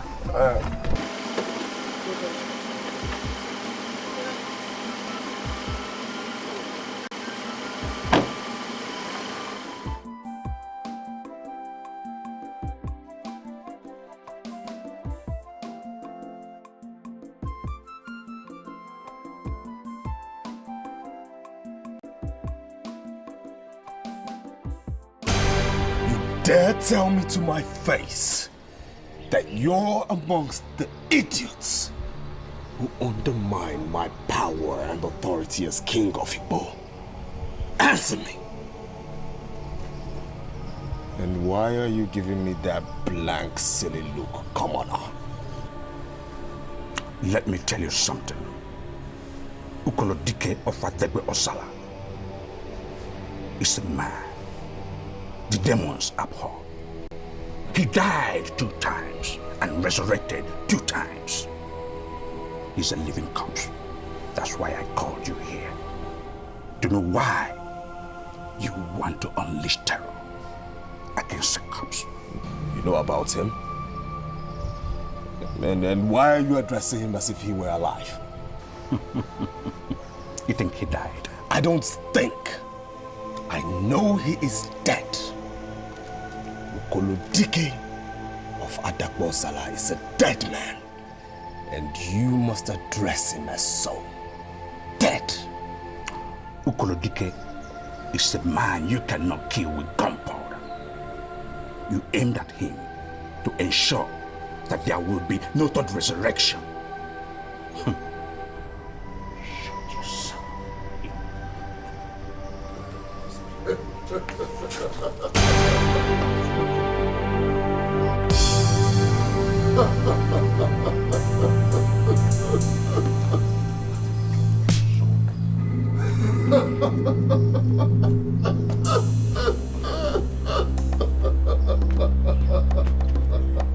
You're still alive?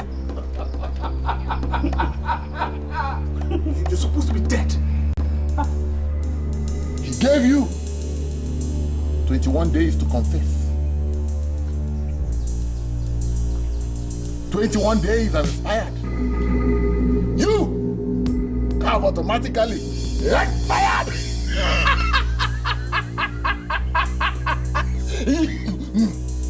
You're not blind. and what are you doing with my staff of office? Give it to me. Where did you get it from? Give it to me. Blind at night, Perfect. in the day.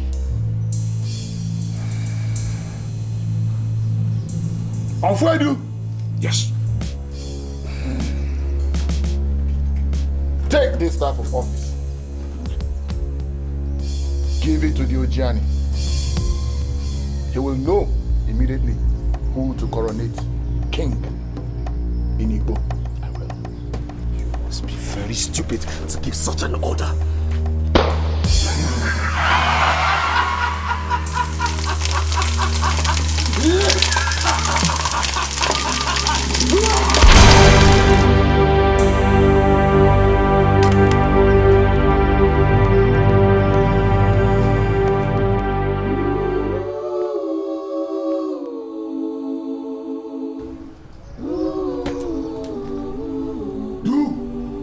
What I have told you, and you will be one of the kingmakers in Igbo.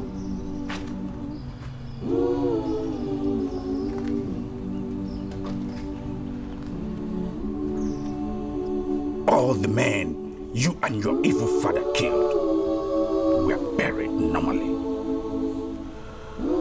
They went down the way of mortals, dust to dust and ash to ash.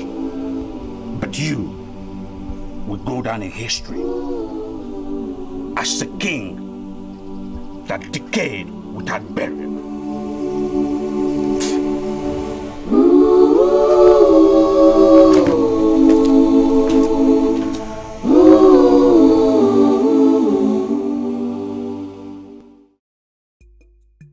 These are the three men representing the three major villages of Igbo.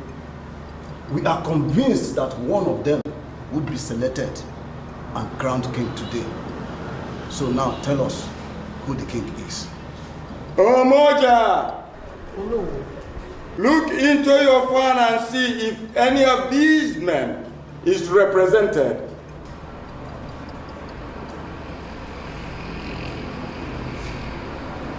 None of them is represented in this mirror. See? These are the noblemen of Igbo. And I can confirm that none of them is the king. In that case, I don't know what to do. Unobu Abanab, we now rely on you to give us a solution. So show us, who will the king be? Ochana, I was told to give you this symbol of authority. And I was also told that if you bear it in your hand, you will be able to identify who is going to be the king.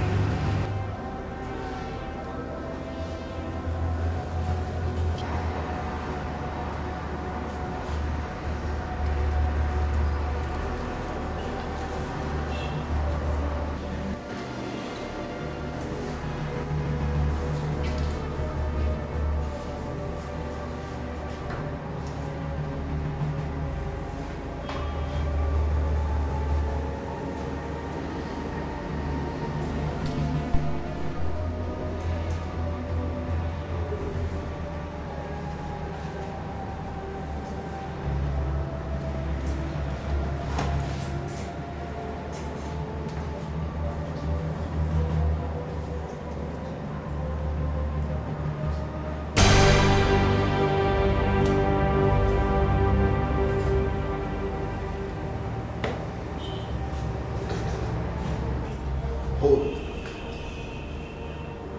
Hold it, Lord.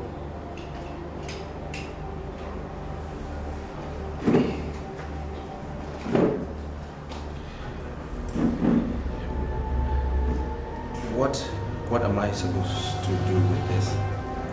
You are the choice. You are the king of Igbo. Come forward.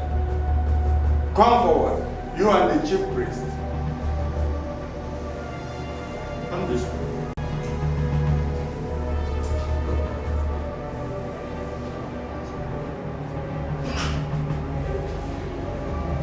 In my capacity as the owner of Wabanabo, I hereby hand you over this Ududueze of Igbo, the chief priest will now commence the process of coronation.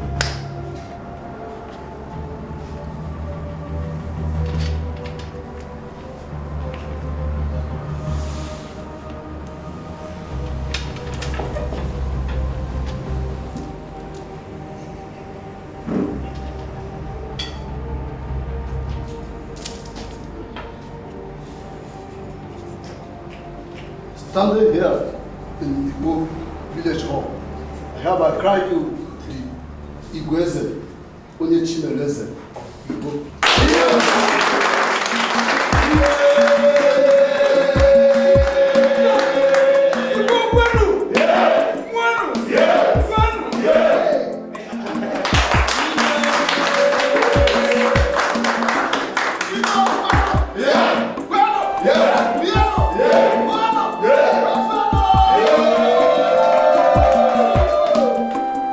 When a king is popular, everything works well.